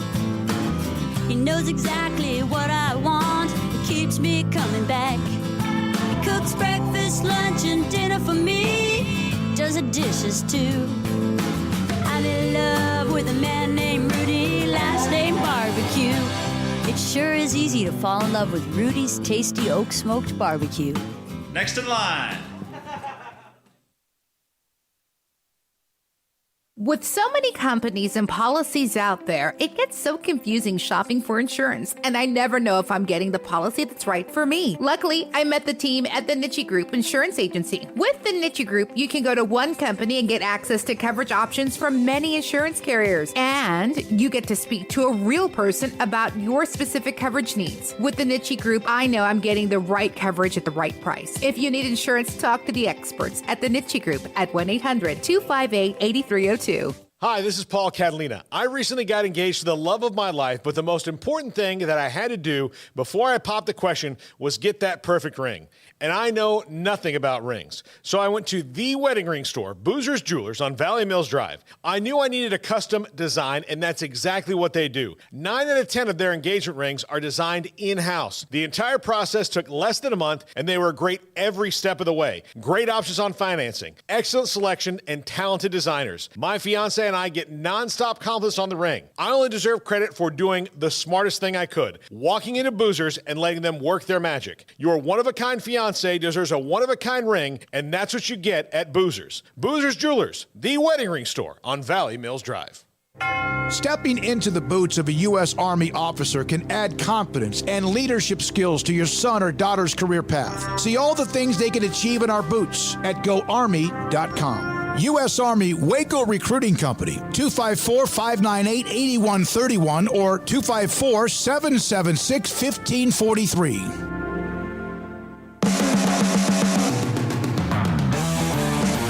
Welcome back to Sikkim 365 Radio. Our weekly segment with Baylor Director of Athletics Mac Rhodes is brought to you by Edward Jones Investment Brokers, Ben Erlinson, Brad Wilson, Cam Heathcott, and Chuck Verno. Edward Jones, making sense of investing. All right, here we go, 365 Sports. Baylor tomorrow, National Signing Day for everybody, and of course in 2 days the bowl game in Fort Worth. We're joined by Baylor Director of Athletics, Mac Rhodes. Mac, we were bringing this up. The coaches get extensions. You had one, of course, with Dave Aranda. You had one that you signed with Matt Rule, among others. My question is, what is the give and take when you pay a coach in these days millions? And then on top of that, there are bonus structures or kick-ins as well. Is that just part of the business? Because aren't they getting paid to reach those specific bonus structures in the first place? Yeah, it's a great question, and I think you answered the question yourself. That's just typical of the world that we live in, right? You have your contract, and you've got what I would reference as guaranteed money, and that's handled different ways. Depending upon the institution, that can be just all base salary. That can be base salary plus money's earned for, external things, TV, radio, etc. but you've got the guaranteed, money that you pay them annually. And then, there's a performance, incentive bonus on top of that, right? For reaching, certain, milestones. And, I think where I get frustrated, with some of it is, what's that lower threshold? And, should we be paying any bonus money if you win 6 games, for example, et cetera, versus 10, 11, 12. And so, without, going into specifics, I would say that we've been really, really thoughtful about how we do the performance, bonus incentive. And is that, are those things, truly have to be things that are moving the program forward and, doesn't just make us average, so to speak. So I don't know if that answers your question, but, across the country, everybody's got guaranteed money and then the performance incentive money. Yeah, Mac, it's not a system that you can really just go and be a trailblazer and try to fight, is it? You kind of have to find your best way through it. Well, it's not unless you don't want to have the opportunity to hire some of the best coaches in the country, because that's the marketplace, that's what you're competing against. You're working with agents, and by the way, the agents, like, they know everybody else's contract across the country except for private schools. There's the Freedom of Information Act. They all have at their fingertips what everybody else is making, how many years, what's the buyout, what's the termination without cause provisions, what's the performance incentives, what can they earn in performance incentives annually? And again, those are one-time annual. So they have all of that data at their fingertips. Now, 10 years ago, 15 years ago, that wasn't the case. And so when you're working with a head coach on his or her contract and with agents, you're fighting all of that, right? So it's part of the business and the world we live in. So Mac, not much going on this week, huh? Your football team got signing day tomorrow and then the bowl game right after. What do you make of just the timing of the calendar and how all that's kind of worked out?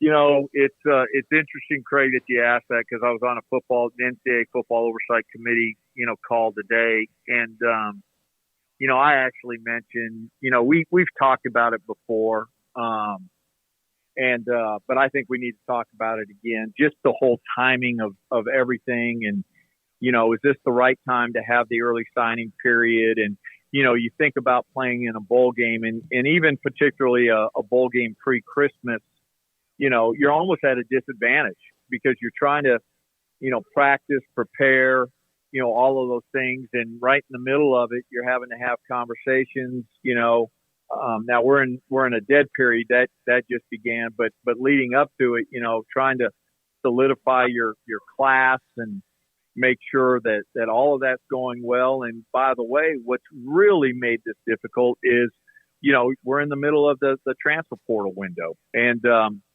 we've been fortunate at Baylor where, we've had, less than a handful, enter the portal and transfer out. But we've got, programs just in our own conference that, are up in the 14, 15 range.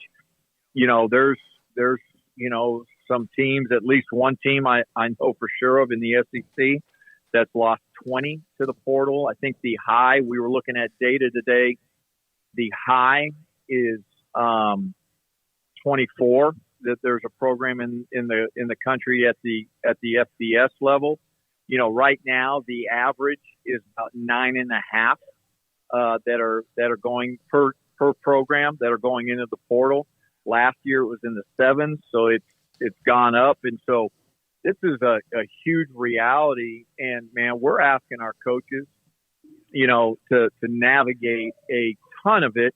And then not to mention, what happens if you have staff changes. And so we've got a head coach that's trying to manage all of that, right, and be the defensive coordinator at the same time. So it's a lot, and I just think we've got to rethink all of it.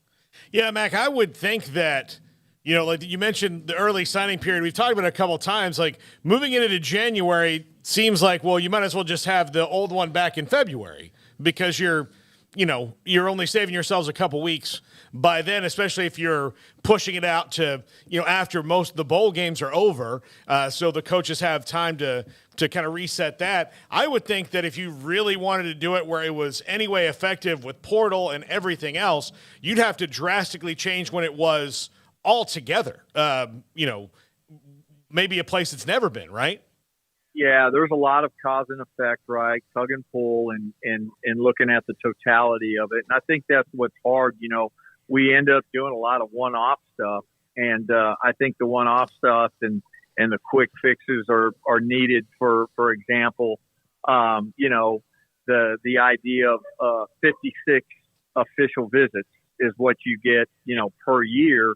Now all of a sudden we're thinking about, a one-time waiver, emergency waiver, because, we've got, again, there's programs throughout the country, that have a large number of folks going into the transfer portal. I mentioned the 9.5, what happens when you have coaching changes? How does that impact?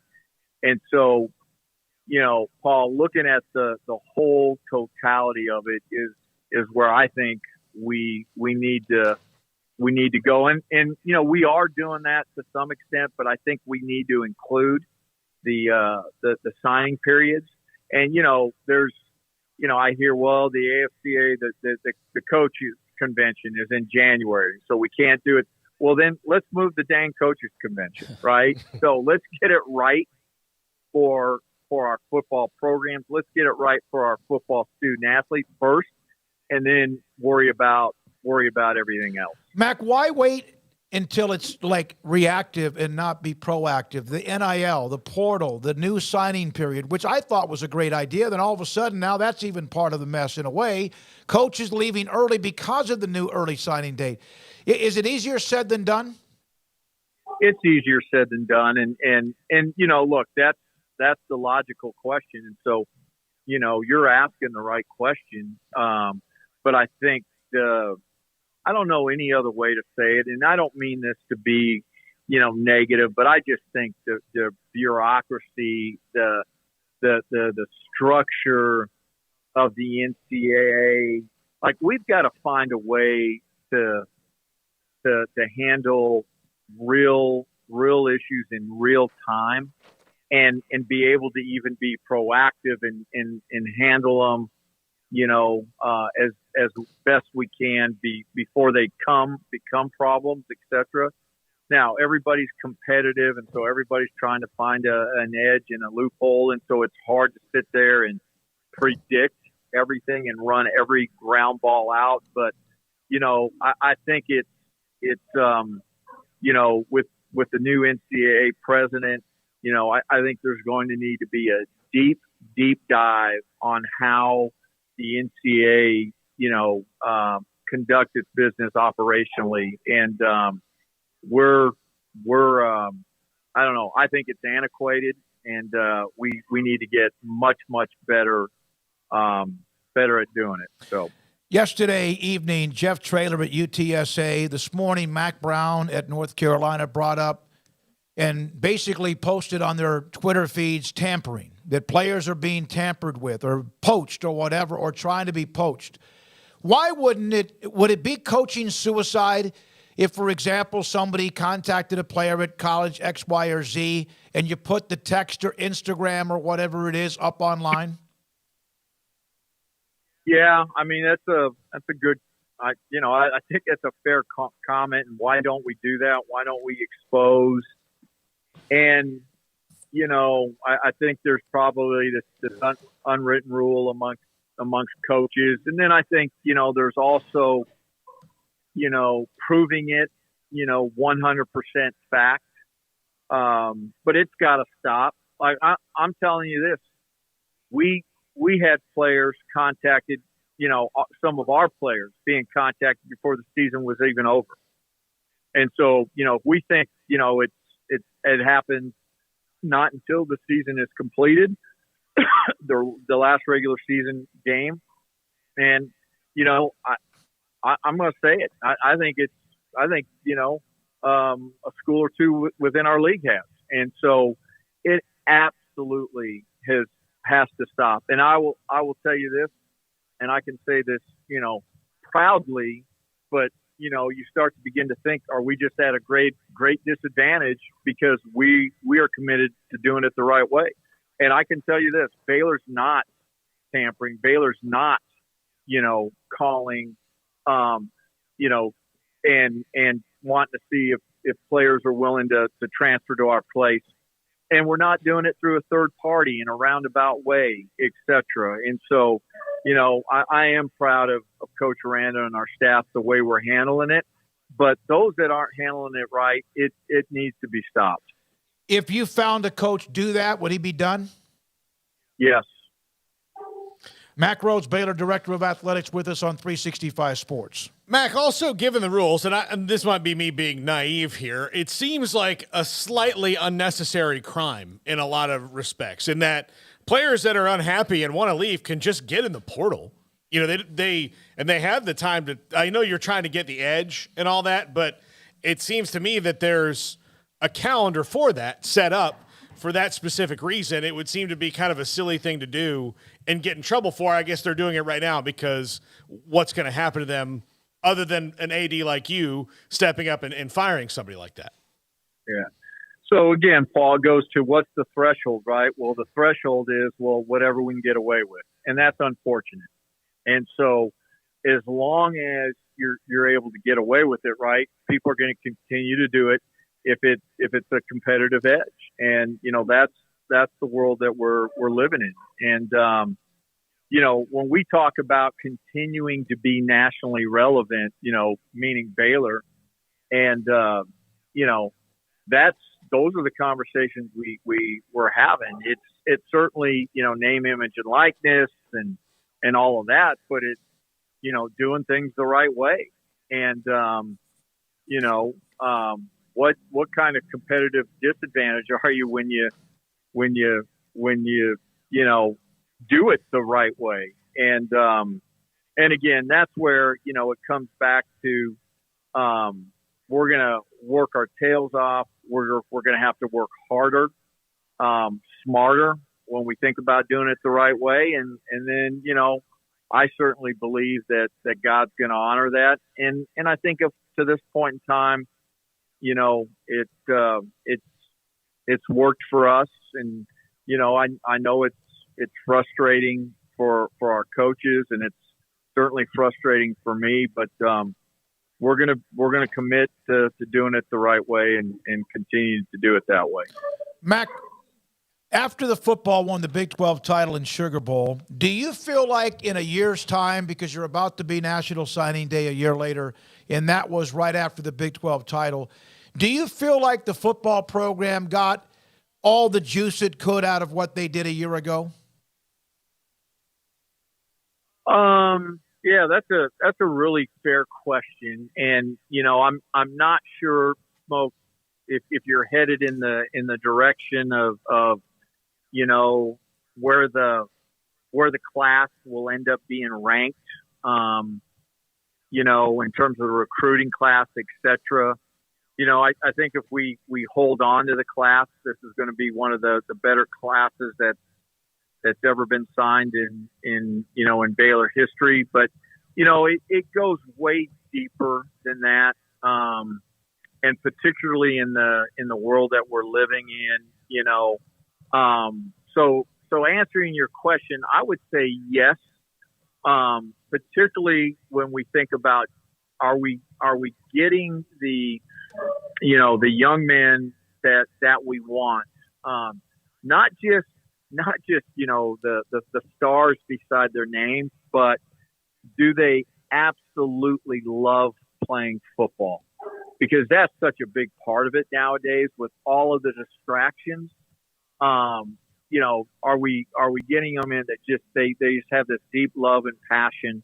Do they fit, in terms of our culture and our Christian values and all of that. And so I would just say that, the Sugar Bowl and that success has probably, opened the door where we maybe have more of those type of young men to choose from. And so we've been, we're going to continue to be selective and careful. So yeah, to answer your question, I really do think we have, when you think about facilities and being able to move forward with like the football operations building and some of those other things, absolutely yes. So I know that there's the story, and in fact we discussed it with you before, but the possibility that Texas and Oklahoma may depart after 2023 season or 23-24, whenever that is. Is what's – because we thought, and I think you've mentioned it, Brett Yormark mentioned it, others have mentioned that the Big 12 football schedule for next year would be out by now, and it wasn't. Is that what has delayed it because of the unknown of maybe just a one-year deal and then they will shred that up and start all over again, or what? Yeah, so I'm not going to be disingenuous. I don't know that it's been publicly confirmed, et cetera. So, but there's certainly, logically, I don't think it's a stretch to connect those dots, and I would just leave it at that. All right. Well, that makes sense because you'd have to tear it up, and instead of let's say you're at, for example, X, Y, and Z, and then they come to your place the next year, they may not be in the conference to come to your place, or vice versa. So that would make sense. Mac, we appreciate it. You have, as everyone else in the athletic department, I know that tomorrow they start to get signatures. The support staff and all that's involved in it, how much of an all-out, everybody on board, even with the bowl game in Fort Worth, do you have? Because I remember one year maybe that wasn't the case and you weren't real thrilled with that. Yeah, I think that, our staff has been tremendous, and just all of the time and the effort, and, it goes way beyond, just the football staff, what our facilities people do to make sure that everything is pristine when we're having official visits, and all of the other staff members, the academics, the character formation, the sports ministry, all of those folks that are involved in official visits. And so it is a true team effort. And, I'm proud of our staff and how, everybody's handled it. And, I think tomorrow will be a really positive day for our football program. And, it's always exciting, whether it's football or any one of our other 18 sport programs, when you add new members to your family. And I'm excited for our staff. I'm excited for those young men tomorrow and their families, because it's a big commitment. And the one thing that I can promise those young men that sign a national letter of intent tomorrow is we're gonna care for them. We're gonna value them as people first, and we're gonna challenge them to be great in everything, not just football. One final thing: the schedule that's not being released because of whatever is going on behind the scenes, with the possibility of what happens with Texas and OU. You didn't say that. I will. When does it have to be released so you guys as programs can start to put together schedules of like games and homecoming and whatever else is involved in that? So it's a great question, and I just don't see how we can go any longer than mid-January. That's my personal opinion. That's not, anybody else's, but yeah, I just, in fairness to everybody, I don't see how it can go beyond that. So. In fairness to everybody ought to be a slogan when the new conference is formed. I like it. Thank I you. like it. Thank you, Mac. We'll see you in Fort Worth. Hey, just quickly, Merry Christmas to you guys and your families, and thank you for everything you do. And then just, Merry Christmas to all of the Baylor family. Just wishing everyone a blessed Christmas season. Thank you, guys. Thank you, Mac. Thanks, Mac Rhodes, Director of Athletics at Baylor. We had a lot of things to chew on with that, including, I know a lot of you have asked me about the schedule. You could hear the frustration and almost like just bitterness almost on how that's not going as planned. Yeah. I mean, you would think you'd want it out a long time ago, when everybody else was putting theirs out. You'd like to be able to kind of ride that wave, but if you don't know who's going to be in the conference at 24, then you go and put together a conference schedule for 23 that would flip in 24, right, home and away. And you don't want that thing to be like the next year it's over. So it's pretty obviously that's what the delay is. Yeah, I mean, I think we know where this is all headed. Texas and Oklahoma are going to be in the SEC after next year. That's just where we're going. Pretty simple, pretty straight to the point, and I don't need confirmation to say that. I mean, that's where this is headed. So be it. And hopefully we see a schedule soon, but I understand that they've got to be, smart about how they want to, roll out that final red carpet, one last time. I mean, do you want Texas playing UCF and Cincinnati and those schools in their very last year? Or do you want them going to Stillwater and to Waco or to, you know what I mean? Like that's what they're, I'm sure, having some conversations about as well is, how do you want to write up that last chapter? Because I want to, if they're never going to be in the Big 12, I mean, they're clearly not going to be in the Big 12 anymore, but if this is the last go-around, I think I do want to see them play the teams they've been playing and let them have the last crack at them as opposed to the new schools, but I know that there's probably others that feel differently about that. Like, yeah, let's maximize UCF Texas the one time that we get it, or maximize Cincy versus Oklahoma or what have you, but you can do both. You just can't do everything. You can't have them play everybody in the Big 12 and all the new schools as well. So, yeah, I'm sure there's a little politicking going on how exactly that should look, but we all know where this is headed. So yeah, I would think a road game at Houston and making sure the rivals are, like you take care of the Texas teams playing Texas are the priorities with that. With Texas, with Oklahoma, get one last bedlam and everything after that. I think it's kind of gravy. Yeah. By the way, Baylor just picked up a transfer commit from Keatron Jackson, wide receiver from Arkansas, originally from Royce City, Texas, just committed to Baylor a few minutes ago. And he was a big target in the transfer portal for them, and they clearly need help in a lot of different places, but they do need especially some help at wide receiver. They had a stunning lack of production from their receiving group this year. I mean, absolutely no alpha dog whatsoever. There's an area that is, a big-time get for Dallas Baker and, that staff. So can they retroactively bring him back for last season?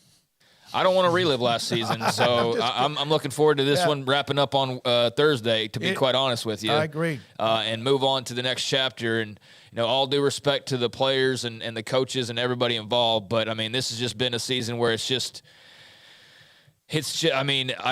by midway through hearing the same thing about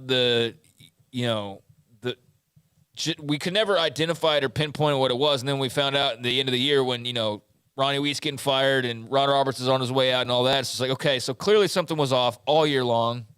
We knew something was off all year long. Could never quite understand what was off because never enough was revealed, but there was always just something off. And, I think that they've moved in the direction of changing some of that, but like their biggest changes are going to come tomorrow on signing day, and then the transfer portal, getting to Keatron Jackson, and then, the moves that they make as far as the coaching staff goes following that. But, I'm ready to see them play this one more game with this group, and then let's get some answers as to what this is going to look like moving forward, because I think the future at this point is as important, if not more important, than what they do in this bowl game, although – winning this game is also important, and it could send you into the offseason on a wildly different note than if you were to lose this game coming up on Thursday. All right, Craig, thank you very much. Appreciate Mac Rhodes. A lot of you in the chat room got a lot of your answers, got a lot of answers to questions you may have as well from all of it. And when we come back, it's Craig and Off the Radar.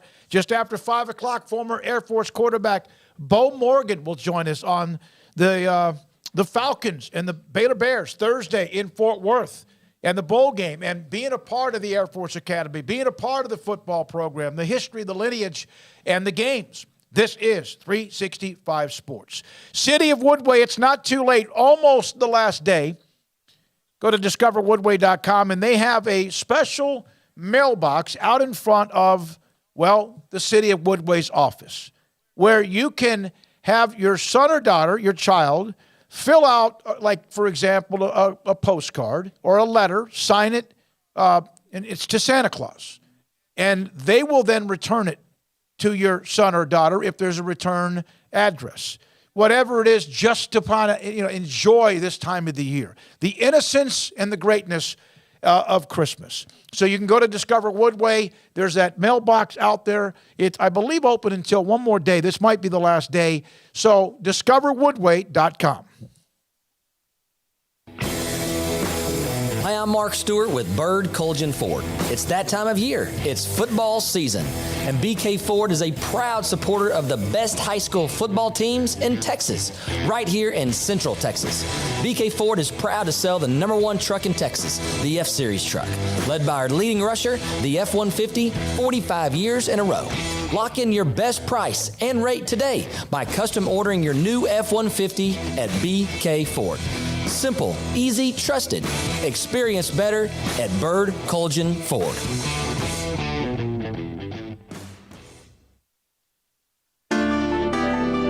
It takes time to reach goals.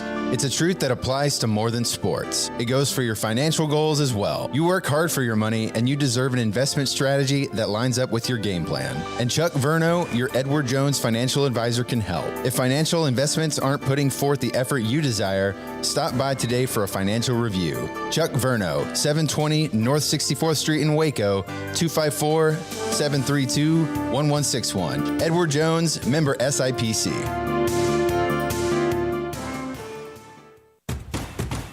Hey, this is Bryce Petty, former starting quarterback and two-time Big 12 champion, and I know firsthand the importance of being in top shape both on and off the field. So listen up, men. If you're feeling beat down day in and day out and looking for that high-performance edge that separates the men from the boys, then look no further than the Petty Clinic Low T in Waco. Petty Clinic is a comprehensive men's healthcare clinic with an atmosphere catering to men. Board-certified Dr. Kent Petty has a special interest in offering the highest quality medical care to men of all ages. Some of the services offered include screening and treatment for low testosterone or thyroid, infertility, high blood pressure, diabetes, high cholesterol, sleep apnea, while offering comprehensive wellness exams and complete men's health lab panels. High performance men, remember, it's not just a Petty thing. This is Bryce Petty, encouraging you to reach out and Google search Petty Clinic Low T or go to pettycliniclowt.com and get your complimentary lab screening today.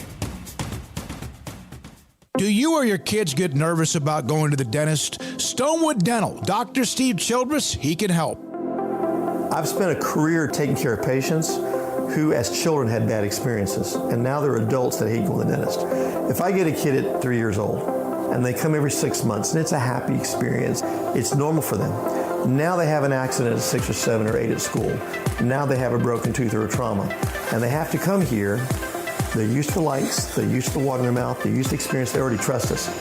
It's amazing what we can do with that kid without it being a negative thing. But if I see a 6 or 7 or 8 year old that's never been to the dentist, and now they have a trauma or an unfortunate unexpected toothache, it's harder to do that for that kid and it not be somewhat of a negative experience. So bottom line is I try to teach kids and adults and teenagers and everybody the way I'd want my family treated, which is where it's a necessary part of life. You just take care of it. It doesn't have to be that big a deal. Learn more, stonewood-dental.com. It was broad daylight. I stepped into a gas station for 5 minutes to grab a snack, and just like that, my car was broken into. They made out like a bandit. My laptop, my phone, everything. I called my agent to see what could be done, and he restored my faith in humanity. My claim was processed so quickly, and I was able to recover my losses. Stop by and see our agents at one of our 3 McLennan County locations. Coverage and discounts are subject to qualifications and policy terms and may vary by situation. Let Let Camille Johnson Realtors guide you seamlessly through the process of buying your dream home or selling your current one. Commercial, farm and ranch, or residential, Camille Johnson Realtors can smoothly and successfully lead you through any transaction. With a team of 28 experienced agents who are excited about serving you, Camille Johnson Realtors services the entire greater Waco area. If you're in the market to buy or sell, contact Camille Johnson Realtors, 104 Midway Center in Woodway, or find them online at www.camillejohnson.com. Camille Johnson Realtors, elegant, charming, warm. Welcome home.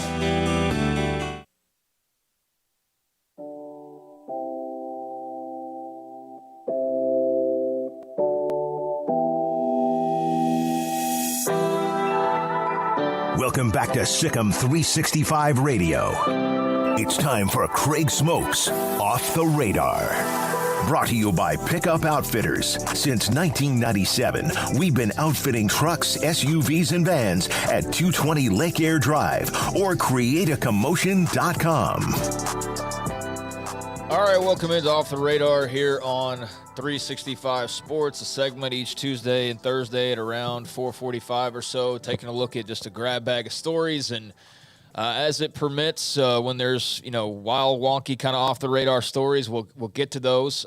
But sometimes it'll just be kind of the regular bread and butter, and there are a couple of college football notes that we haven't quite gotten to, or some that we kind of want to sit on and stew on a little bit more. But there's just a lot of activity going on. I mean, earlier today we told you five-star offensive tackle Caden Proctor flipping his commitment from Iowa to Alabama.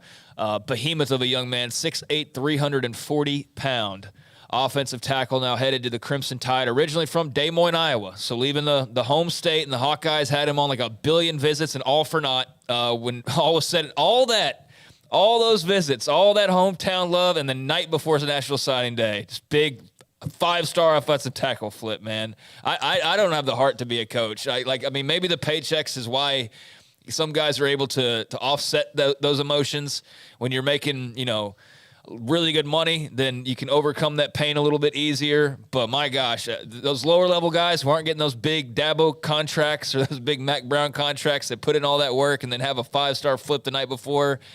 What a business, man. What a business. I can just imagine, not Kirk Ferentz. I mean, he's getting plenty of money, but right. Look, coaches get paid well. But like you said, if you were the coach, probably the offensive line coach there at Iowa, who spent months of your life. I wish somebody would do a months back of your life. the scenes story. Can you imagine a behind the scenes of you followed the Iowa offensive line coach and you based it all around this five-star pursuit, and then the footage of the phone call about an hour ago? How much time you spent talking to this kid all the time when you could, going to see him, bringing him to see you, talking and talking and talking, because you know that the minute that you don't, then Alabama can swoop in. And even when you do, Alabama can swoop in. And Alabama, and not to knock them, because the reason that they're this good is they work that hard. But I promise you, they did not work as hard on this kid as Iowa did. Oh, no, absolutely not. They just called up and were like, hey, you want to go to Alabama? And he's like, oh, crap. I guess so, yeah. Yeah, you want to make millions? Here you go. And how many times has Iowa plucked somebody from a school that maybe is on the secondary level of the Power Five? I'm sure. But no one at a five-star level, I'm sure. But nobody to the extent of a Caden Proctor, and not the night before National Signing Day. Nobody they would have worked that hard on. Energy and passion. Yeah. So just saying that it's a wild game out there, and that's one of the big storylines, most definitely from today. Another storyline we just told you about: Baylor picking up Arkansas transfer wide receiver Ketron Jackson Jr., originally from Royce City, Texas.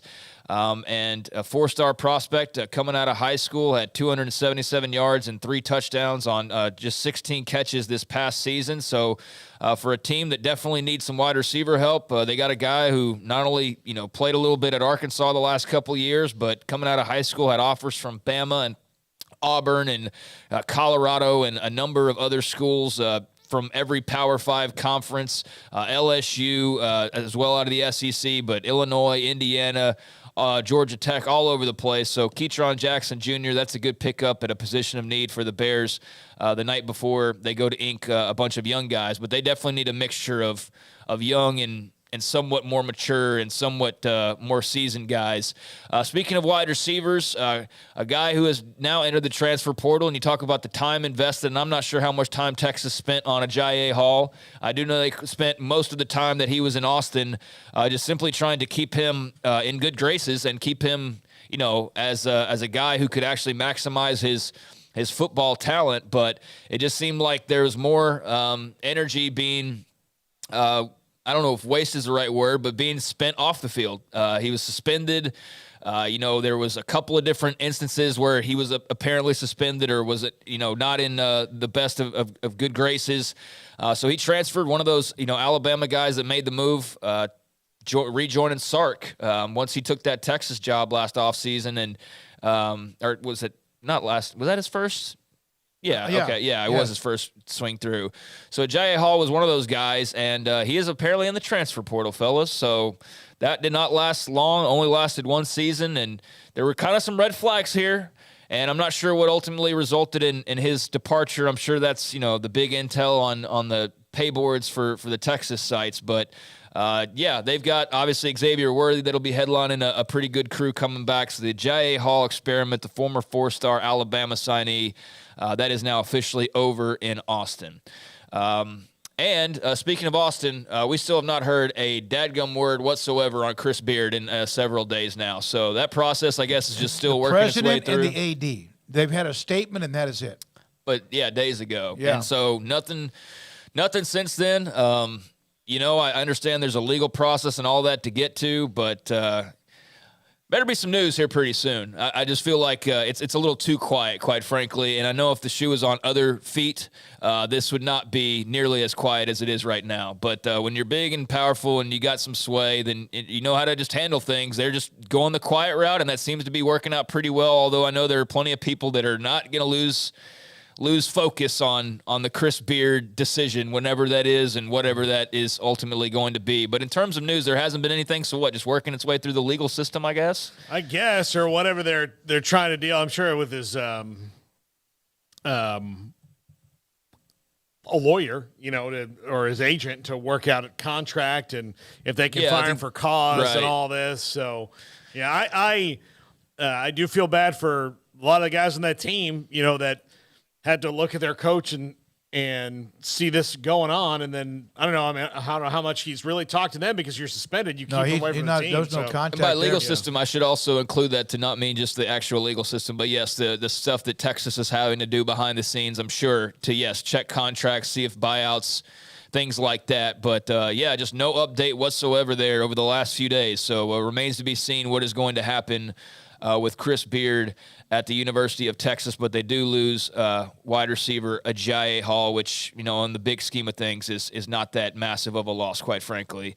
Rams-Packers last night, 16+ million viewers across their various networks of ABC, ESPN, and ESPN2. And we're getting down to a little bit of the nitty-gritty when it comes to the NFL season. But Aaron Rodgers and the Packers now 6-8 after the 24-12 win over the defending Super Bowl champions, who are led right now by Baker Mayfield, and now find themselves, after a really fun win last week, at 4-10, the LA Rams. So it is amazing to me, and this has gone on for years, really, since even before the Cowboys won 3 out of 4.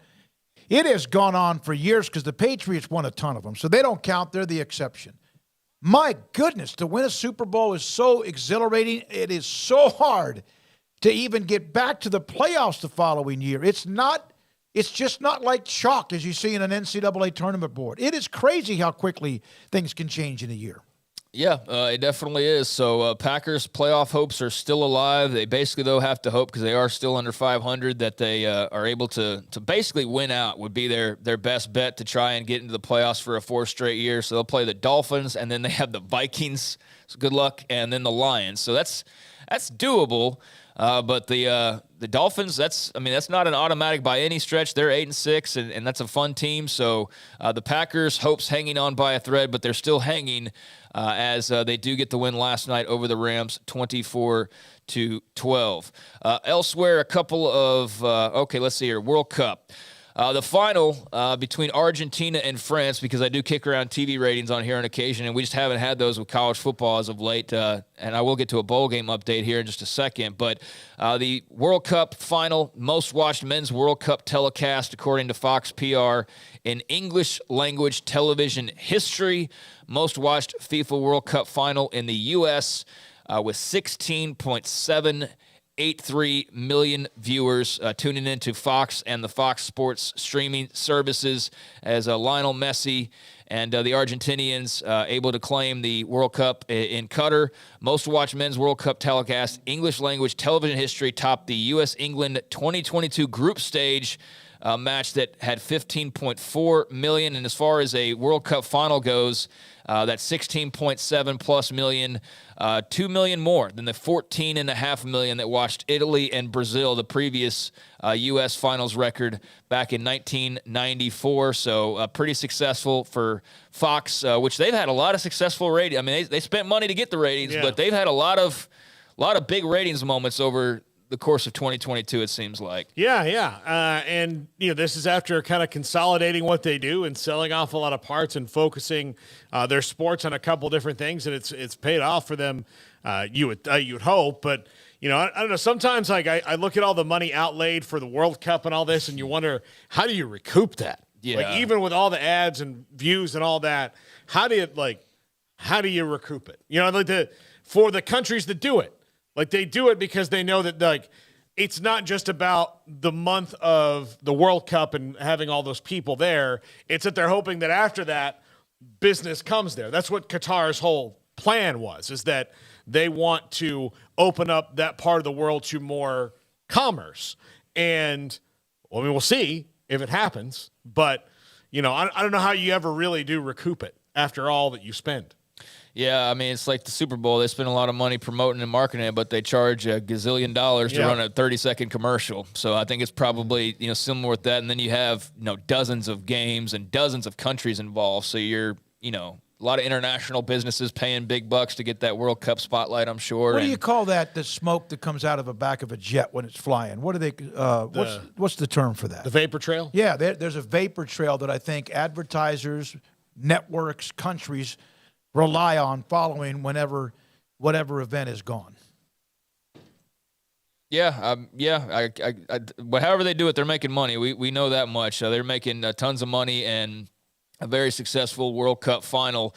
Quick baseball note, Aaron Judge is going to have his deal officially, I think, announced tomorrow. I think that's all finalized. But Carlos Correa, we didn't talk about this because this kind of happened over the last few days, but did agree to a massive mega contract with the San Francisco Giants. There was supposed to be a press conference today to officially introduce him and talk about his 13-year, $350 million contract, but that was put on hold as the Giants apparently are now looking into a undisclosed medical issue that popped up, and I guess are in the process of reviewing that. A concern arose during his physical, so enough of a concern that they have put on hold his introductory press conference, which is very interesting. But yeah, 13 years, $350 million, and we'll see what happens next. But that was agreed to a week ago, and they were supposed to have this big celebration, and not so much. So very interesting story to track there with Carlos Correa and what ultimately ends up happening. But on the surface, what did you think of him to the Giants? I think it's a heck of a move by the Giants. I mean, the guy can play. He's not going to have as many home runs in that park as he did in Houston, but he's still got good pop and all that. I mean, the wind there is really weird. It's a big park, but he's still that's a great signing for them, especially missing out on Aaron Judge. They went all in to get him because Judge was from San Francisco, and they thought they could maybe get him to come home. But the Yankees don't lose on that. I mean, I can think of maybe 3 players ever that they really went as hard as they could out to sign that didn't go there. And even if you look back, if you looked at the details, the Yankees probably won. I mean, the Yankees probably didn't go as far out. They're as undefeated as it gets. They're kind of like the Cowboys. If the Cowboys didn't get you, like outside of like Randy Gregory and like 2 other guys in the history, then they weren't trying as hard as maybe everybody thinks they were to get you. Yep, so Correa on hold for the Giants. We'll see what happens there. The Yankees, meanwhile, will introduce a Judge officially, or, have the big to-do with his new contract, 9 years, $360 million for Aaron Judge. So that will be tomorrow in New York. Did y'all see that A&M basketball score earlier today? They lost to Wofford. 67-62 in College Station. That is a bye game. That is a game that they pay to have set up and play. And 67-62, Wofford gets the win over Texas A&M. So a bit of a shocker there. And I think that's about it. I'll leave it. Or no, excuse me. I wanted to do a bowl update here because we haven't talked much about that. And the famous Idaho Potato Bowl, Eastern Michigan up 33-20 on San Jose State. It's 8-4 versus 7-4 squads. About 5+ minutes left in the third quarter. Eastern Michigan leading San Jose State 33-20. And then here in just a little while, Liberty minus Hugh Freeze will take on Toledo in the Boca Raton Bowl. So that is coming your way here at 6:30 Central Time. I picked, by the way, the winner of this game going on right now. You both picked San Jose State. Yeah, we didn't pick this game. All right. Yeah. Great. Thank you, Craig. Appreciate it. Off the Radar every Tuesday and Thursday. Won't be this Thursday because of our bowl game coverage of Baylor and Air Force. And speaking of which, former Air Force quarterback Bo Morgan will join us next on 365 Sports.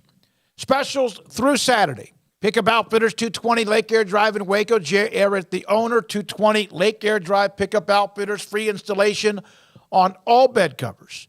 Purchased and installed at Pickup Outfitters. $100 off any Ranch Hand, Frontier, or Weston Grill Guard. $50 off any toolbox. $100 off RKI or Weather Guard heavy-duty toolboxes. $40 off when you purchase a set of WeatherTech or Husky floor liners. And also the ARE or Lear camper shells or DCU units are $200 off. Cannot be combined with any other offer, but those are the offers that are good through Saturday. While they're open, Pickup Outfitters at 220 Lake Air Drive in Waco. CreateACommotion.com. From the first workout to the last practice, sports is an incredible and rewarding challenge. Hi, this is Dan Ingham with the First National Bank of Central Texas, and we're proud to support each athlete, every parent, and our educators. From families, small businesses, to the biggest industry, we're here to help. With remarkable products like our free First mobile app, we've got banking ideas that fuel big dreams. That's the First National Bank of Central Texas. Familiar faces making local decisions. Member FDIC, Equal Housing Lender.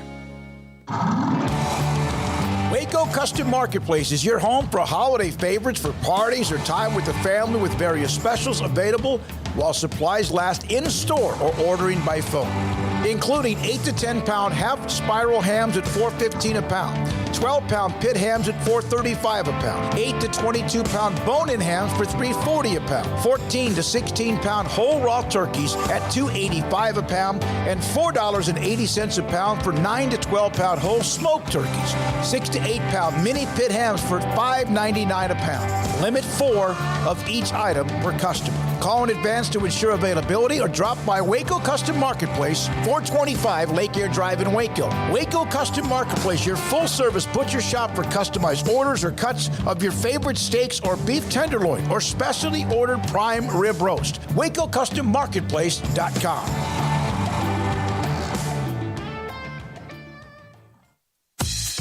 Baylor Scott & White, Southwest Sports Medicine and Orthopedics, the team physicians for Baylor Athletics, diagnosing and treating all sports-related injuries, including concussions. These specialists also provide orthopedic services for athletes and non-athletes alike, whether it's knee or shoulder pain, hand or wrist injury, orthopedic spine care, and even an arthritis and total joint clinic. Trust the doctors Baylor Athletics trusts. Baylor Scott & White, Southwest Sports Medicine and Orthopedics wants to get you back in the game. The secret to living your best life is pizza, obviously. Golden crust made from scratch, 3 fresh signature cheeses, and the toppings, crispy Old World pepperoni, savory Italian sausage, bacon. That's called a dream team. Find everything you need to live your best life and more at Marco's Pizza. Owner Bob Mock has been delivering pizza since 2001 and is the proud owner of 4 locations in Waco, Belmead, China Spring, Woodway, and soon to be open in Robinson. Marco's. Pizza lovers get it.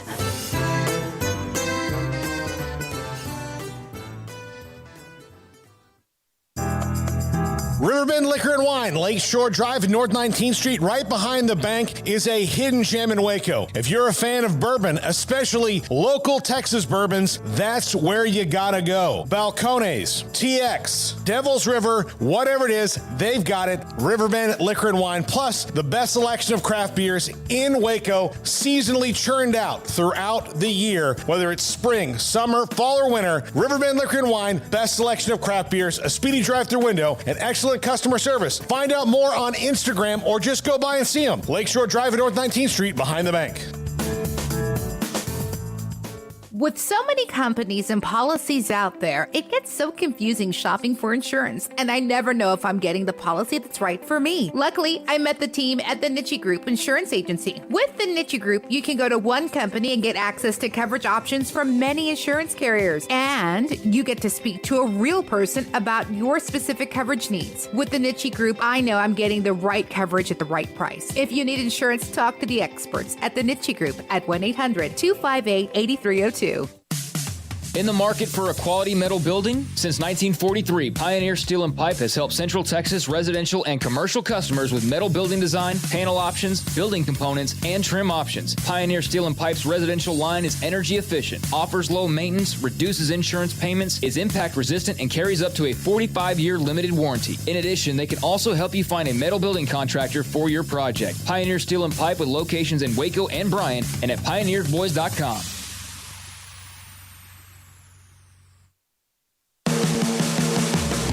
Welcome back to Sikkim 365 Radio. The 5 o'clock hour is sponsored by Edward Jones Investments with financial advisor Ben Erlinson, who'll navigate you through today's financial climate. Edward Jones, making sense of investing. Now here's David Smoak, Paul Catalina, and Craig Smoak. Armed Forces Bowl Thursday in Fort Worth at Amon Carter Stadium. We'll be there with our pregame throughout the afternoon. Baylor and Air Force, and we're now joined by former Air Force quarterback Bo Morgan. He joins Craig, Paul. I'm David Smoak on 365 Sports. Bo, thank you so much. We appreciate your time. What did it mean to play for one of the military academies? Well, hey, guys, it's nice to meet you, and good to visit with you as well. Playing for an academy, I'll just speak for the Air Force Academy since that's my experience. It's not for everybody, that's for sure. You really have to want to play football to be able to play at a place like that, just simply because it's so demanding otherwise. And so much of your time and energy is spent just getting through school and everything else you have to deal with. And so, it was a tremendous experience for me. I look at the relationships and the quality of the people, my teammates, the coaches we had. What a special place. I mean, it was just that's one of the reasons I went to the academy, was just thinking that it would be the kind of place where I'd want, have an opportunity to just be with the people of high character and people that you kind of really enjoy being around and competing with and learning from and sharing life with. And that my experience lived up to that. I mean, I have lifelong friends, and there's a brotherhood at a place like the academy because you go through such a rigorous program across the board. You just become very, very close. You connect across social barriers, racial barriers. It's a really unique place, and I'm really thankful for that experience. For them to be as consistent as they have been since you were there in the 90s, I mean, there's not really been long stretches of dip. You have a year where it doesn't really work out. How have they been able to maintain that? Whereas, I mean, especially if you look at Army and Navy, they've had maybe a little bit less consistency in that over the longest stretch of the time. Yeah, that's a great question. I don't know if I'm qualified to answer it, but what I would say to that is the quality of the leadership and the coaching from Coach DeBerry, and now with Coach Calhoun. Coach Calhoun was actually my freshman year quarterbacks coach at Air Force. Mike Thiessen, the offensive coordinator there, is someone I coached when I was a GA the year after I graduated, and Mike was a freshman. So my point is there's just kind of a connectedness across the different generations and decades, and a lot of the staff now at Air Force it consists of former players who understand what it means when they sit down with a parent and with a prospective recruit. They can tell them firsthand what they're getting into and what the value of that educational experience is because they did it themselves. So I would just say there's a lot of continuity there. A lot of it you have to give credit to Coach DeBerry, the culture he established, the expectation of winning is an important component to that culture. And then Coach Calhoun has, in a different way, albeit very much a different style than Coach DeBerry, but he has been able to just carry on that consistent competitive environment. The other thing I would say is that they do a great job of identifying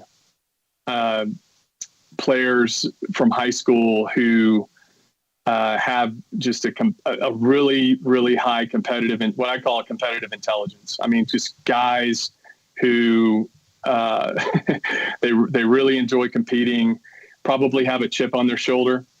So I'm not sure how that differs from Army or Navy, to be honest with you. We have been a member of a conference withstanding through that entire time, and they were independent here and there, and I think maybe that's a factor because we always had the first goal of winning the Commander-in-Chief's trophy, but then we always had the goal of winning the conference championship to go along with that, and that was a really important part of the culture as well. During your stretch at Air Force, I believe you went to one bowl game. I believe it was the Copper Bowl, and took on Texas Tech. But how big of a deal was that to be in a postseason game? Well, I'm going to date myself here, guys, but if you recall, back in the day in the 90s, you had to darn near be in the top 25 to get into a bowl game. And that's not hyperbole. That's just the way it was because there weren't many bowl games. My sophomore year, we went 8-4. We beat Utah, who was ranked number 10 in the country, and finished the season closing out, I think, 6 out of 7 games we won, and we did not get a bowl game invite. So it was, I tell that just to say, and you guys know this already because you probably covered college football, or at least were fans of college football back then, but a bowl game was a big deal. And that was one of the other big goals in the program. So when we played Texas Tech, ironically, the year before, if you guys remember, they were the team that limped into the Cotton Bowl at 6-5. From what I remember, they had a better team the year we played them in the Copper Bowl. They just, weren't as good in the conference, but Zach Thomas was their middle linebacker, and Monte Rager and Byron Hanspard and Zebby Lethridge. It was that team. They were really good. So turned out to be a track meet. We had a great experience just competing in that game, but our defense was a little shorthanded, and, we couldn't slow them down. They couldn't really slow us down either. But, it was just fun to compete against a quality team like that. And that's why it's an exciting thing for Air Force to line up against a team like Baylor too. It's probably a bigger deal for Air Force to be playing Baylor than it is for Baylor to be playing Air Force, to be honest with you. But it's a big deal for the program. And those are the kind of games you definitely remember. Bo, you ran the wishbone when you were playing at Trinity Christian Academy. And then, of course, we know the academies all run some sort of option, triple option, flex bone, combination, whatever. Was that just a perfect, seamless transition for you? Well, I'll correct you just a little bit. We actually were really multiple in high school. I think I had 70 career touchdown passes at Trinity Christian Academy, and we ran the double option, but we really didn't run the triple option wishbone. It was kind of just multiple. Okay. And for a team, in the 90s, that was a bit unusual, because we were really balanced. We had a lot of pro style concepts in high school and had a pretty sophisticated high school offense. So I went from learning to read coverages to having to identify where all 11 players on the field were, because that's what you have to do running the triple option. It's a numbers game. You've got to recognize not only coverages, but fronts, and you've got to be ready between the time you break the huddle to the time your hands go under the center to be able to get the offense in the right play, depending on how the defense is lined up. And that's not most plays. That's pretty much every play. So that was a pretty big learning curve for me. But, like I mentioned a minute ago, Coach Calhoun is a really good teacher and he's a really smart guy. And, he helped introduce me, or he did introduce me, taught me that offense. And it wasn't that easy to learn. It was, I liken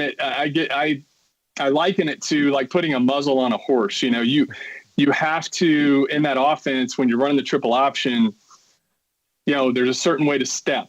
You step at 4 o'clock, you step at 8 o'clock.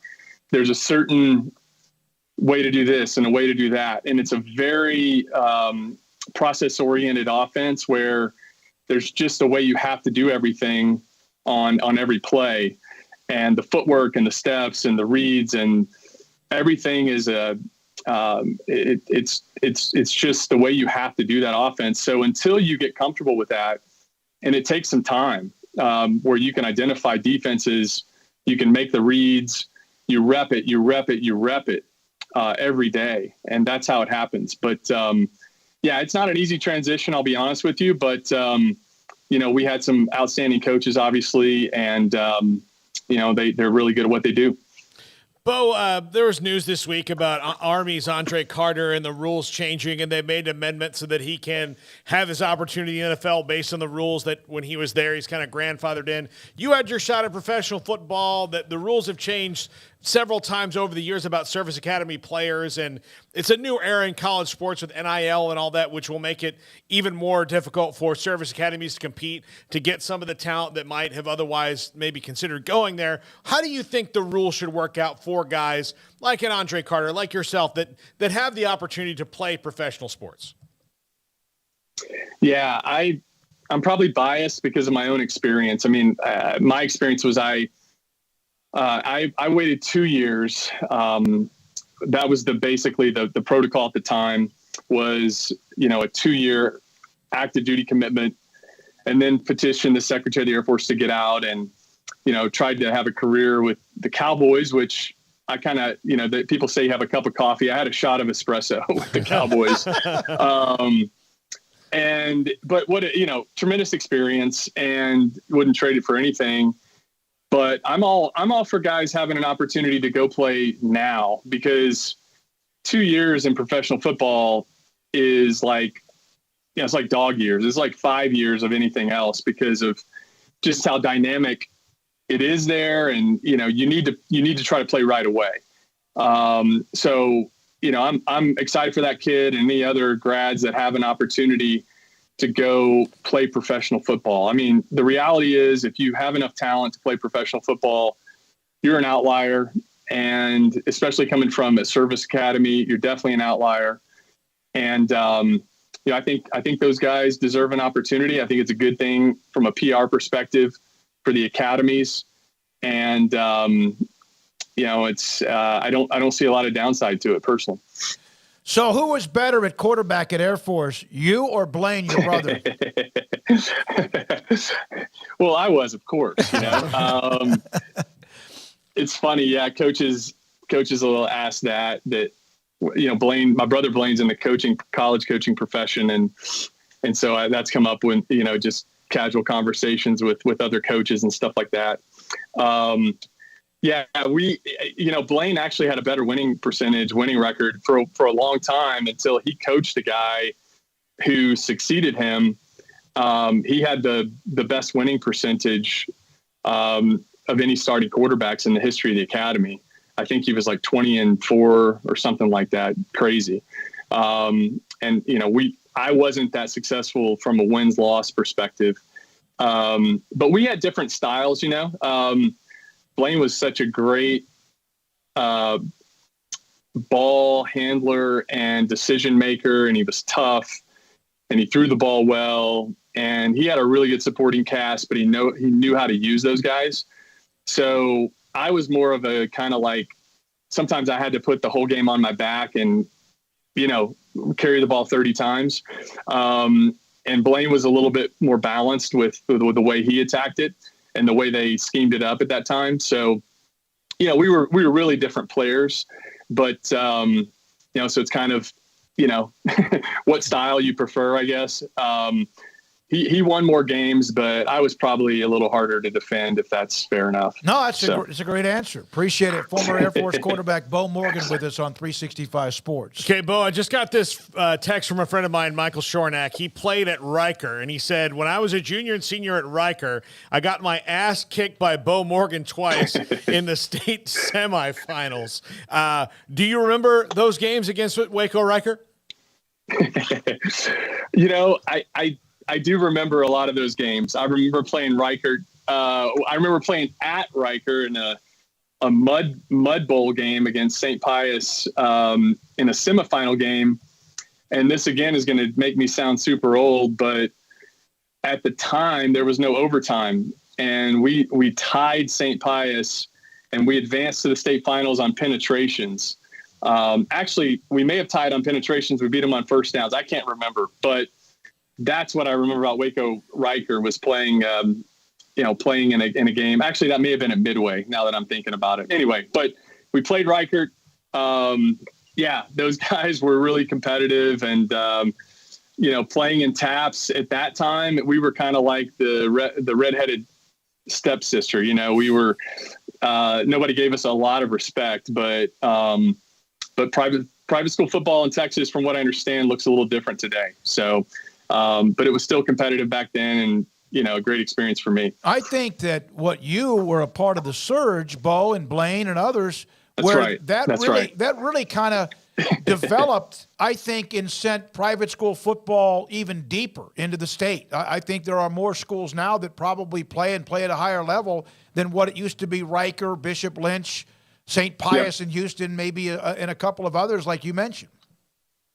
Yeah, I'll take that. Yeah. I think you're right. I mean, we were kind of pioneers, and I mean, don't take this the wrong way. I'm not trying to toot my own horn, but in high school, I was a 10-900 guy and long jump 23-7, and I couldn't really get a sniff, from D1. I mean, I had the Air Force offer.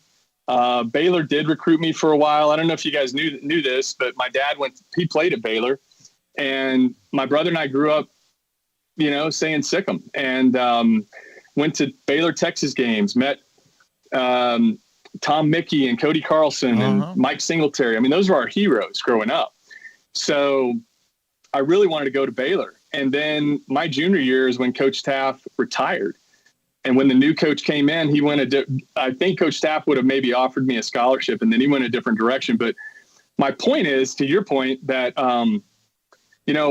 even by today's metrics, I was probably a decent athlete. But I just didn't get recruited because for one thing, I'm 5'10", and, for another thing, we really did not get a lot of respect coming out of the private schools. So I'll take that. If we help pioneer things to make it better for the TAPS and private school players today, then, that's a good thing. Wouldn't you think that in today's offenses that Bo Morgan, Blaine Morgan, or others could have ended up being, had it been a little bit different back then, Wes Welker, Danny Amendola, that type?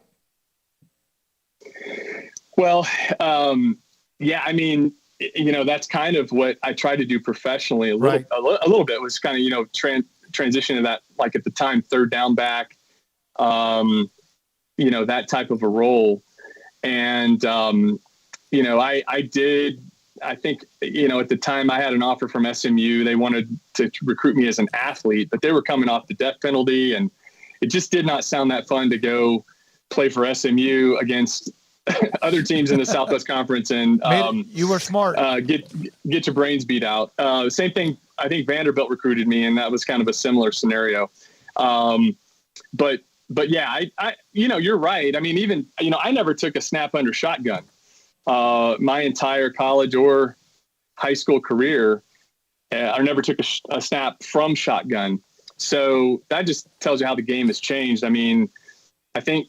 You see nowadays there are 5'10" quarterbacks that are kind of the dual threat quarterbacks. They don't have to go play for a triple option offense like somebody had to do back in my day, because, that was basically the only dual threat offense that there was. So, Bo, I got to ask this question. There's not a lot of teams that run any kind of a triple option or whatever. We've seen some that have played with it. Obviously, the academies do it, and they've been successful. Colorado won a national championship back in 1990. We know what Nebraska's history was with the triple option, the I formation. They got away from it because of speed of defenses, and it seemed like everybody got pass happy in a way. But isn't the spread really almost a form of the option of spreading people out, except it's just that you throw the ball a lot more? Yeah, I think probably it depends on what spread you're talking about, but at the same time, it's funny. It's obviously the name is on everybody's mind, but I think I remember a quote from Mike Leach about this. He basically said, hey, the spread is essentially taking triple option concepts and expanding those out further away from the football. So, I can speak more from the option perspective, but I think you look at it and the concepts are very similar. The beauty of the triple option, as you guys probably realize already, is that you can level the playing field because you're not blocking everybody, or you're not even trying to block everybody on defense. You're actually a lot of times scheming to unblock the best players on their defense, and whatever they do from a reaction perspective is going to be wrong if you execute correctly. So the mindset of the option offense, and where there are probably a lot of similarities with other spread schemes, is that whatever the defense does, we have an answer for. That was how we approached the game. I mean, there were times as a quarterback that I would think, we played Notre Dame when they were ranked number 8 in the country in South Bend, and beat them actually. And they were so good on defense. I just thought, oh man, we may not even gain a yard. But the reality is that because of the speed, if you can execute the triple option offense, it's really, really difficult to stop, because it's just, it really comes down to the execution, and can you get the right angles? Can the quarterback get the team in the right play? And then if you have a couple players on offense that can break a tackle, now all of a sudden and you can throw the football, that really changes things with the triple option and really opens things up. When it's executed well, it's a lot of fun to watch, and it's a lot of fun to play in. So. Unless you're a defensive coordinator. Got a comment, and thanks for your time, Bo. S. Michael DeHart said, thank him for his service and sacrifice to our country, and that's from all throughout our chat room, and of course our audience and viewers, and us as well. And we do appreciate your time, Bo. We appreciate what you represent, and also where you came from as far as not only Texas, but also the Air Force Academy. Well, hey, thanks, guys. Thanks for having me on. Should be hopefully a good game on Thursday, huh? I don't know what you guys think about it, but I do follow Baylor because of what I mentioned, and it's a great opportunity for Air Force. I'm hopeful Air Force can stay on the field with Baylor, to be honest with you. But Air Force is usually a tough out. They'll be well prepared. They probably will not beat themselves if they play the way they should play. I just don't know if they're talented enough to play with Baylor, to be honest. But I'm just hoping for a good ball game. Baylor needs a win. I think Air Force will be focused, locked, and loaded. Baylor's been kind of in this little funk. They sure do need a win. There's no question about it. It ought to be a hell of a game. Bo, we appreciate you very much for being a part of the show, with representing the Academy and also the Falcons football team, and thanks for your time. Hey, thanks, guys. All the best to you. You too. Bo Morgan, his brother Blaine, also the former quarterback at Air Force. They'll play Thursday night in Fort Worth against Baylor. Great stuff. We appreciate that. Thanks for the Academy. And also, we'll see everybody on Thursday doing our show from Amon Carter Stadium in Fort Worth. When we come back, Hall of Fame columnist John McClain, if there's anything else we could bring to the table from what is college football news, which changes every 5 to 10 seconds, if not minutes, we'll do that. This is 365 Sports. Richard Carr, Buick GMC Cadillac, they are the people that you can count on for not only great deals over at the dealership, but also for the service and life of your vehicle as well. They are, after all, the people that you can count on, and I've counted on them myself, even though I didn't buy my car from there originally. But right now you can buy a brand new vehicle from Richard Carr. They got new trucks or SUVs all over the lot and in stock. Dozens of Sierra trucks, dozens of different model SUVs, the biggest inventory that Richard Carr has had in 2 years, and right now get 3.9% interest for well-qualified buyers on GMC Sierra and Terrain trucks in stock, and 3.99% financing on Buick Encores, Buick Envisions, and Buick Enclaves in stock. When it comes to the Sierra, it offers best-in-class towing, unsurpassed strength, premium comfort. Right now, get 3.9% financing. Current GMC or Buick owners get a $2,500 loyalty rebate on qualified GMC Sierra trucks. And if you're not looking to buy new, well, they've got dozens of quality pre-owned vehicles in stock under $20,000, affordable, thoroughly inspected, ready to finance. They have quality vehicles ready to reliably take you on the road this holiday season. And perhaps you want to drive your car a little longer. I told you about the new vehicles and the pre-owned vehicles, but maybe you just want some upkeep. Well, their award-winning service department is standing by to keep you on the road. Go to richardcar.com to see service specials and to set an appointment for quick and reliable service. So check out the people you can count on. 23 years in Central Texas, run by proud Central Texans. Log on to richardcar.com today. Call now or go see them now off Highway 6 at the Imperial exit.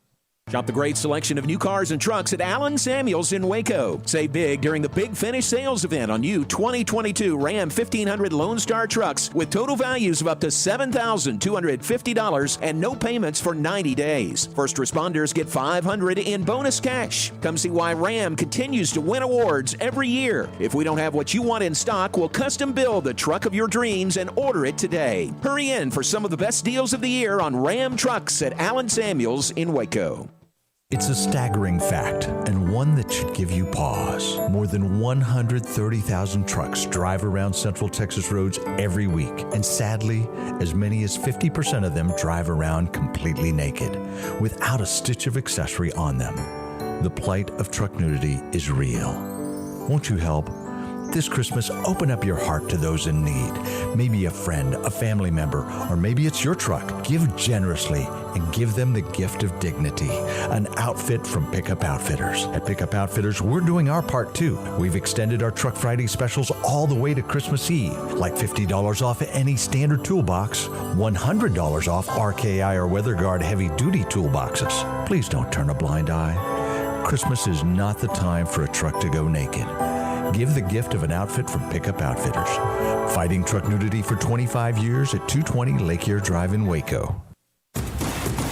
Hey, this is Bryce Petty, former starting quarterback and two-time Big 12 champion, and I know firsthand the importance of being in top shape both on and off the field. So listen up, men. If you're feeling beat down day in and day out and looking for that high-performance edge that separates the men from the boys, then look no further than the Petty Clinic Low T in Waco. Petty Clinic is a comprehensive men's healthcare clinic with an atmosphere catering to men. Board-certified Dr. Kent Petty has a special interest in offering the highest quality medical care to men of all ages. Some of the services offered include screening and treatment for low testosterone or thyroid, infertility, high blood pressure, diabetes, high cholesterol, sleep apnea, while offering comprehensive wellness exams and complete men's health lab panels. High performance men, remember, it's not just a Petty thing. This is Bryce Petty, encouraging you to reach out and Google search Petty Clinic Low T or go to pettycliniclowt.com and get your complimentary lab screening today.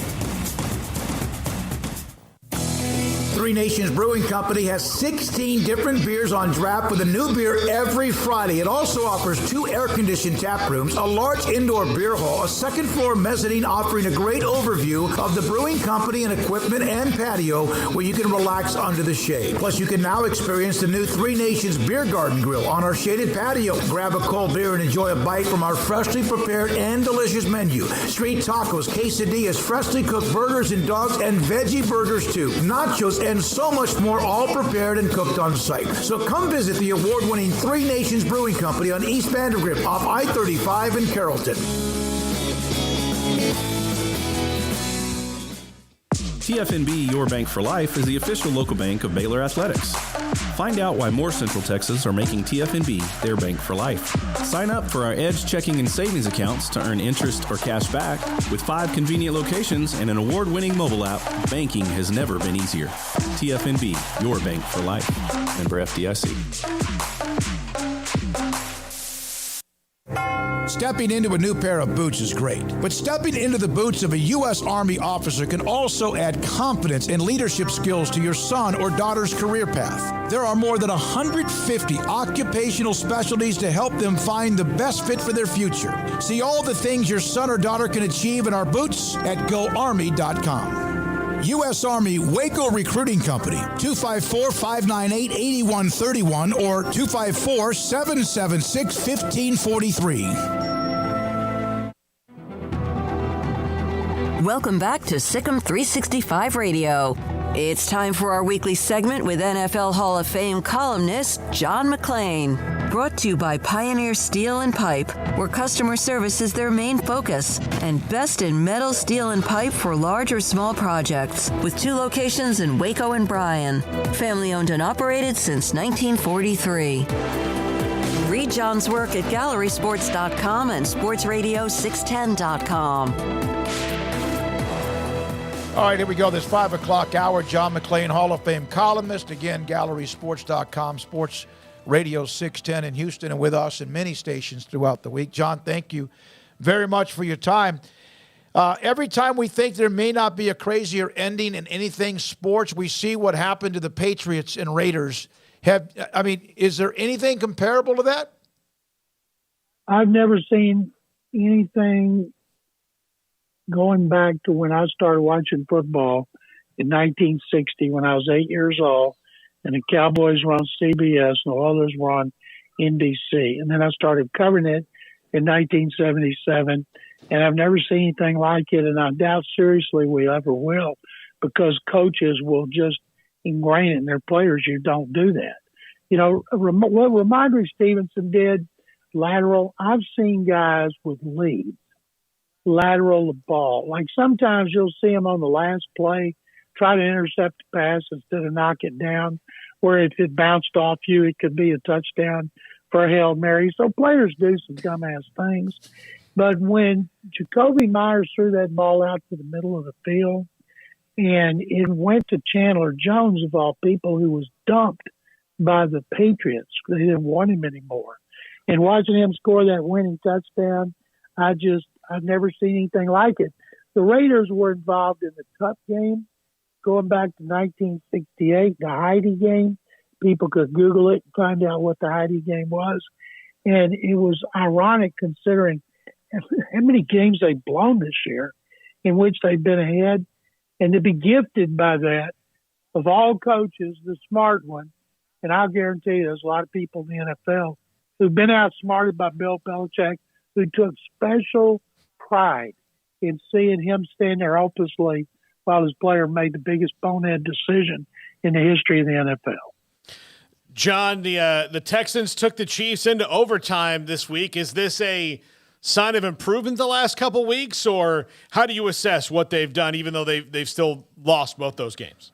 Well, first of all, let's be honest. The Cowboys and the Chiefs had a hard time getting up to the Texans, the worst team in the NFL, and the Texans took advantage of it, and both of them almost lost. And that was a learning experience for Mike McCarthy, but they didn't learn, obviously, against Jacksonville, and a learning experience for the Chiefs, and we'll see. But at least they were exciting. I don't think it'll save Lovie Smith's job. They'd have to beat, they've got 3 games left in the AFC South. I think they'd have to win out to save his job. But it was a lot more fun, I'll tell you that. Usually Texans games are boring from start to finish. So those are almost like victories. John, how much are you buying into the Jaguars actually moving in a positive direction for once? Let's be honest, Craig, that pick six, who was the guy that dropped the ball right in his hand? Noah Brown. That game wasn't on Dak Prescott. When I see, Dak Prescott threw a pick six and the Cowboys got beat by the Jacksonville Jaguars, No, he didn't throw it. Brown basically gave it away. And I didn't feel bad for the Cowboys because shouldn't have been in that situation to begin with. Remember, 3 weeks ago, they had scored 33 points in the fourth quarter to beat Indianapolis. Then they almost lost to the Texans. They did lose to the Jaguars.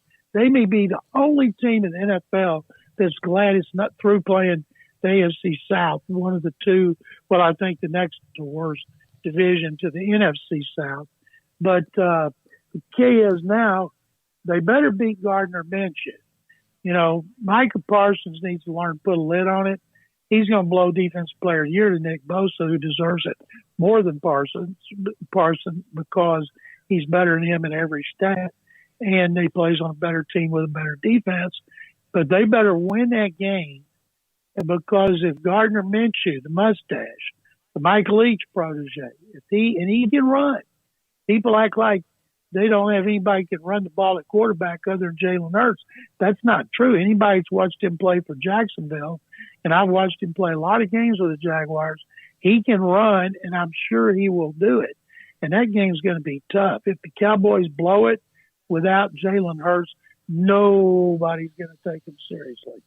I know this is cyclical, just like divisional power, like the NFC East right now is 4 teams all above 500. It used to be a dominant Super Bowl. Whoever won the East won the Super Bowl, but then it fell apart. You look at the quarterbacks that are probably going to be in the playoffs in the AFC: Josh Allen, Joe Burrow, Patrick Mahomes, Justin Herbert, Lamar Jackson, Tua, and then there's 1 or 2 others I might be missing. And then you look at the NFC, it's absolutely a landslide of talent. Is that just cyclical, and does that mean the AFC is stronger? I think the AFC is definitely stronger, even though I think Philadelphia is the best team and San Francisco has the best defense. And the way Kyle Shanahan is coaching, I'll tell you what, he's going to get my vote for Coach of the Year if they keep this up with Brock Purdy.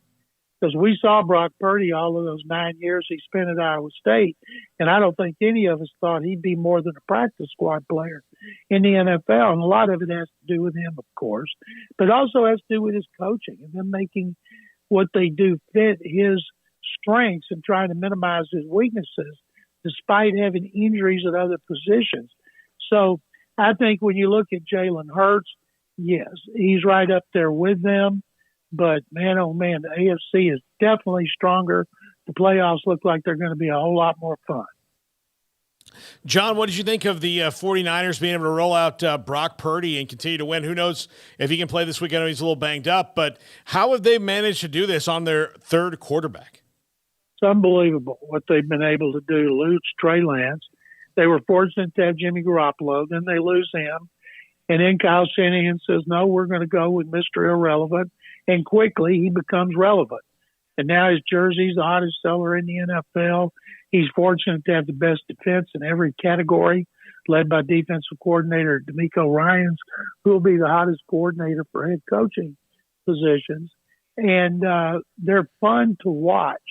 They don't need Purdy to win the games. They just don't want him to lose the game. And the Christian McCaffrey trade looks even better now than it did. Deebo Samuel's hurt. They got McCaffrey.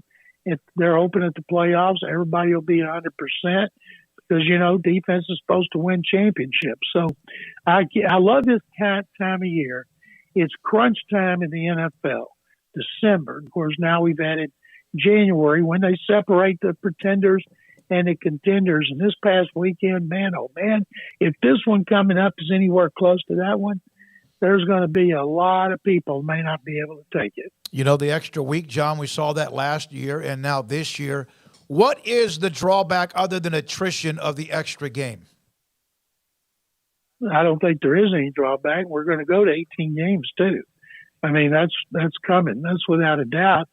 And as long as the players get paid more money, I think there'll be 2 bye weeks in there.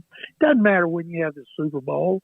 You know, you're never going to start the season on Labor Day, but you can run the Super Bowl to the last week of February if you need to. So 18 games is coming, which probably, if I'm the union, I demand rosters be increased. Game day rosters of guys that can be activated would have to be more. But the whole key is, usually you say it's keeping your quarterback healthy. Well, you know what? 49ers couldn't keep their quarterbacks healthy, and they might be as good as anybody. John, thank you. Baylor and the Air Force Academy on Thursday in Fort Worth. It's going to be below 20. It's a night game. It's in a stadium against with a rival's name all attached to it. I'll be watching, guys. I'll be pulling for the Bears, and stay calm. Thank you very much. Merry Christmas. You too, buddy. Good to have you on. John McClain, Hall of Fame columnist, NFL Hall of Famer, and also a part of the Hall of Fame committee with us on 365 Sports. Did you look at the list of the AFC quarterbacks compared to the NFC, the comparison? It's unbelievable. Yeah. It's true. That doesn't mean anything unless but usually the quarterback's the difference with the way Purdy's playing, or, you know what, Jalen Hurts has put himself at a level. The good news for the NFC is that only one team has to beat one AFC team. So, yeah, no, that's true. I mean, they don't have to, it's not like you have to do it collectively. So Josh Allen, Patrick Mahomes, Joe Burrow, Ryan Tannehill, right? Lamar Jackson, Justin Herbert, and Tua against, and it's not against each other, but Jalen Hurts, Kirk Cousins, Brock Purdy, Tom Brady, Dak Prescott, Daniel Jones, and Heineke. That's a pretty big difference in a list. And that's if we want to try to push Dak up to any kind of a level. Brady, of course, a team that's 6-8. And but he's still Tom Brady if he gets in the playoffs. He will. You never know what can happen.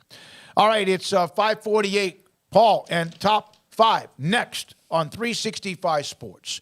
Marco's Pizza. Pizza lovers get it. There's a lot of things that are going on right now.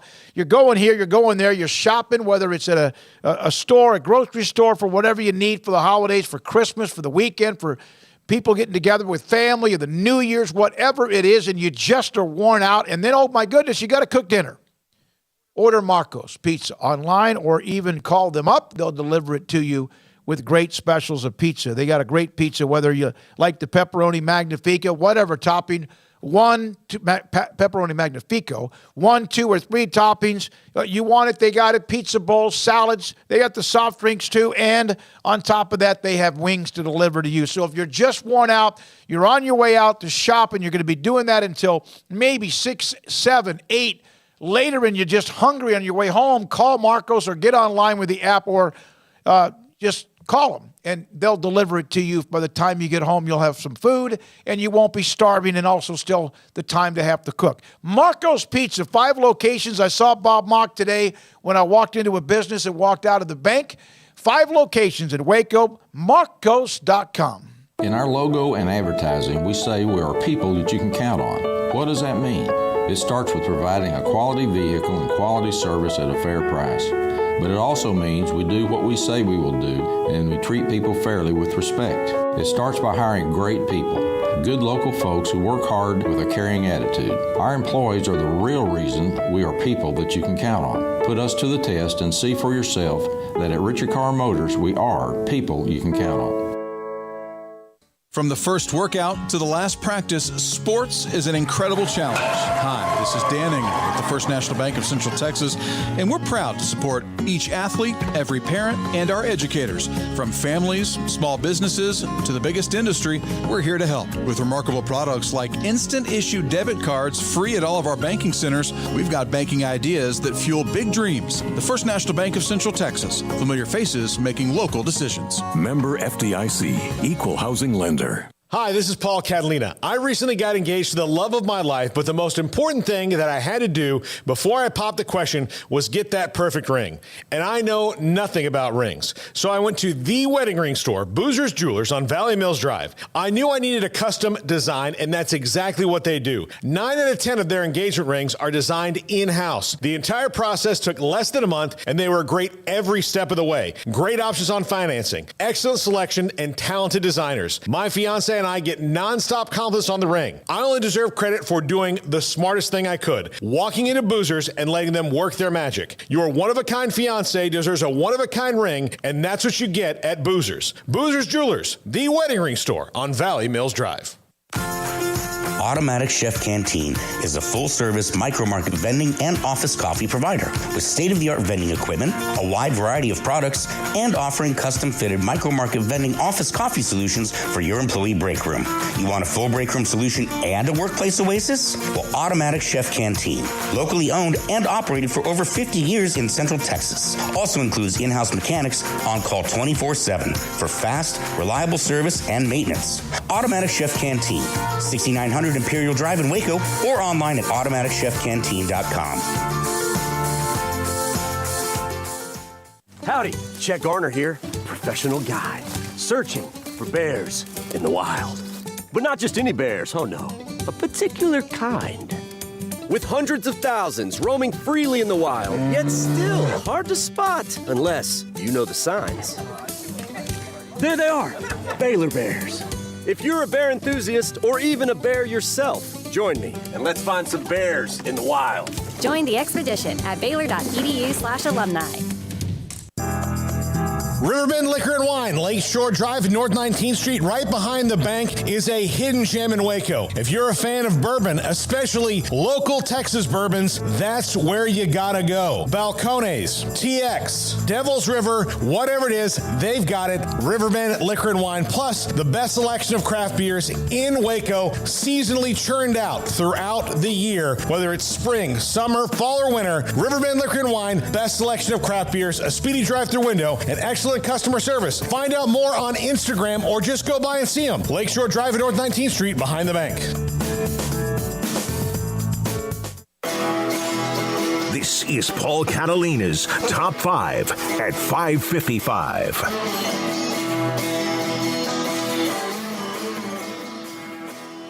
Top 5 National Signing Day Eve storylines. Now, these are mine. You can do your own rankings.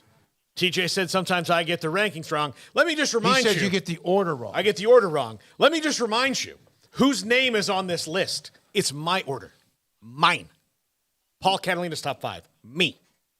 So I care about my rankings. You can't be wrong with your order. Yeah. Again, Paul Catalina's Top 5. My rankings. My opinion. Yours, you can have it. Go out in the world and enjoy. But there you go. Number 5, what does Deion's class look like?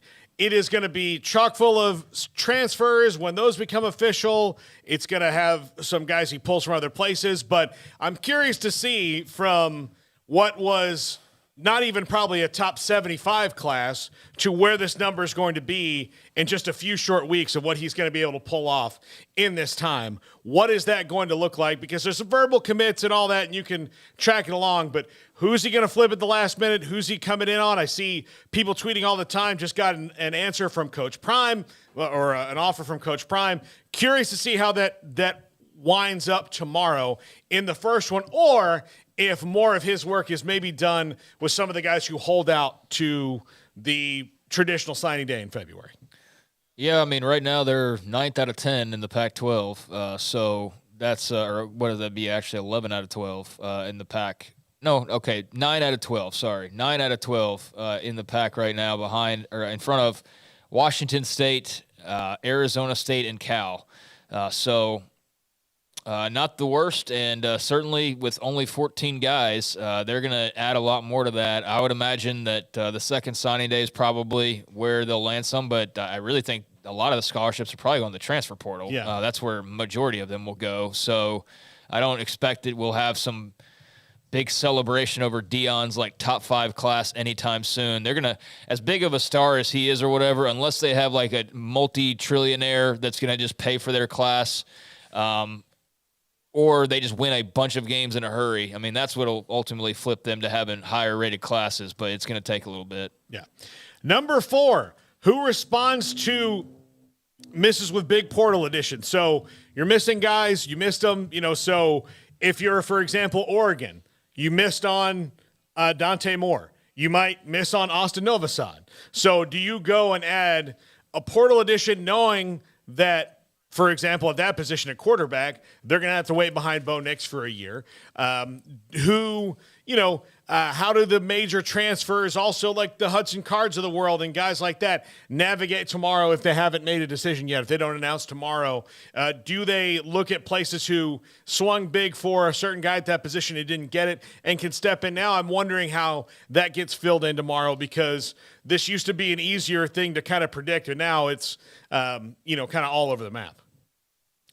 Yeah, I mean, Iowa could use a tackle, obviously, after today. So yeah, we'll have to see, who misses and swings and misses on whoever that may be. But yeah, Iowa needs somebody now with the Caden Proctor loss, and I know there will be flips tomorrow. There will be surprises tomorrow. To what extent, I don't know. There's still some fun in that. I'm definitely getting old though. Like I'm not all in on the hey. Well, I mean, it's just I just hate it for the schools. Like to. If there's a little bit of a heads up, that's one thing. But, like, the guy you were counting on that flips on signing day, it's just, for certain schools you can overcome that. I'm just not as into the drama, I guess is what I should say. I mean, I love the surprises and the swerves, but I'm just not super into the drama of it. But there will definitely be some drama tomorrow, and that will answer the question somewhat. Yeah, absolutely. Number 3, can Miami close as strong as they've started? They've started very strong, and they're closing out pretty well. I mean, they're going to get a transfer DB from UCF whose brother is going there. They're legacy Miami players, the Brown brothers. That's going to happen for Miami. They've got a lot of guys there. Their roster is kind of cleaned out through the portal as well. It's going to be a longer train here, and NIL obviously has a lot to do with Miami especially, but I'm curious to see if they can, because they've been in on some guys and maybe flipped them at the end, if they can continue that trend right now, and Mario Cristobal can do that, because that's what he was brought in to do. Year one on the field did not go as they planned in any way, shape, or form, but I don't think that's dissuaded anybody from visiting and going and looking at what Miami has going on. And a lot of that right now is not because of facilities or anything else. It's because of, NIL money. Yeah. So to answer your question, sure. It has nothing to do with on the field. Yeah. It's everything about, NIL deals and a vision. And Cristobal's early enough in his tenure to where they can still sell that vision, pretty easily. But, it certainly helps to have that LifeLock or whatever it is money as well floating in. So yeah, I'm assuming they can, because the business part of this process hasn't changed much. Once it comes to, do they have to pony up some wins to show that it's exactly what's going on, then maybe that changes. But for right now, yeah, the checks are still getting cashed, I'm sure. Yeah. They're in the top 10, like between 4 and 8, depending on which one you look at. They've had a pretty good run, couple of nice commitments of late. And I don't want to make it sound like it's all NIL money. I mean, it's not fair to all their class and to the coaches and stuff, so I don't want to make it sound like that. But, I mean, can they close it strong? Yeah, I mean, there's no reason to believe that they're top 5 right now, and there's no games that are going to change that between now and tomorrow or now and February, really. So I don't see any reason why it will. No, and look, they are selling a dream as well, like you said, Craig, about what this could be. What Mario Cristobal has to do outside of NIL is just make Miami the city school again. I mean, he has to do that. But you can't do any of that without winning. Yeah, exactly. It's all you can do. Yeah. And look, that town is it's very famous for, if you're big time, they'll show up. If you're not, they're not like Lincoln, where they're. You mean LA Southeast? Yeah, exactly. LA and Miami are very similar in that regard. There's so much to do. Yeah. There's so much to do. Yeah. Number 2, will not having an offensive coordinator hurt A&M when it comes down to it? Because I would be a little bit reticent to commit there, seeing that, you've got some guys that have left, and there's some scuttlebutt on Evan Stewart jumping into the portal, which would be tragic for them. If I'm an offensive player and I don't know what the system's going to be, I don't know. I mean, would I wait on A&M? Because right now, that's the biggest question that Jimbo Fisher has to answer is, how many years left for Muhammad? 2 at least. I think. If they can keep Stewart and Muhammad, they got a hell of a nice group at wide receiver just with those two. But yeah, they need to hold on to them. Hold on to Stewart. I mean, they just yesterday flipped a 4-star quarterback from Ole Miss. Yeah. So I don't think that that's hurting them in any way. Marcel Reed made the decision to flip from the Rebs. So, yeah, I don't think that's preventing anything. That's actually gaining them momentum, that commitment. So, doesn't appear so.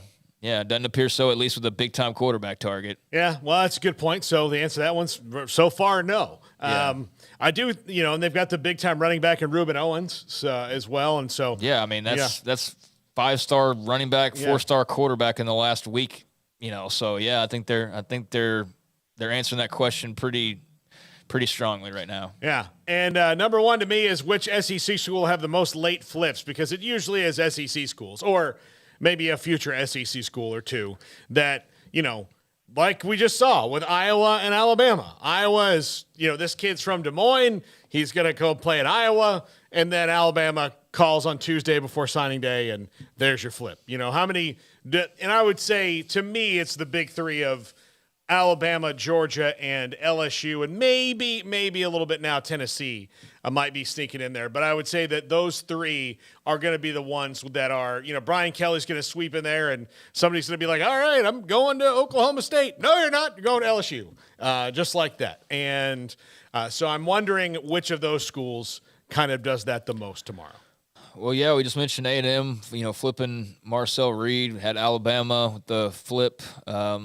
Proctor just a little while ago. So there's a party already getting started, and there will be many more. Here's a free – I'm never going to start a recruiting website, so here's a free piece of – I think I've done this before and seen things come to fruition. So for all of those recruiting websites out there, Flip Counter. You love to rank things. Everything's ranked. Transfer portal's ranked. Do a flip counter. There you go. There's a new idea for National Signing Day to see who gets the national title, not only in the transfer portal and not only in the recruiting class rankings, but also in the flip counter. We can add that to the mix. If you could be high on any of those lists or more than one of them, you're in pretty good shape. Patrick Cheney, I guess we found Paul's hot button.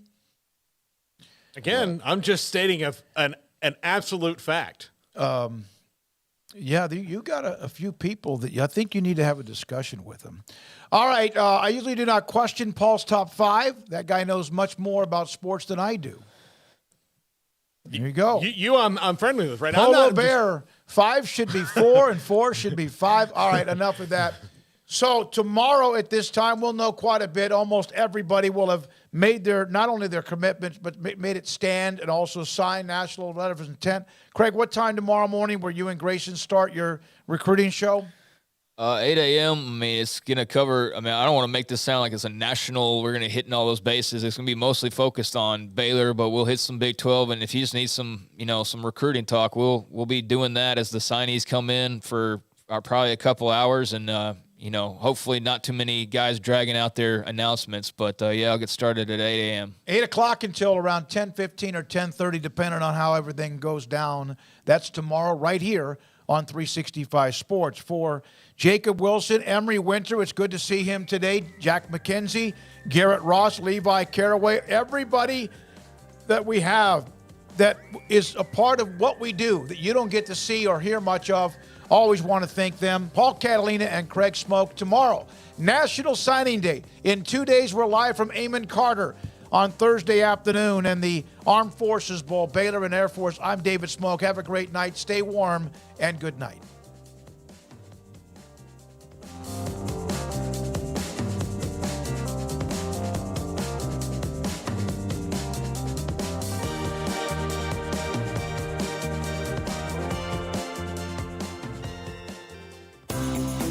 Ideal MRI is a small family business right here in Central.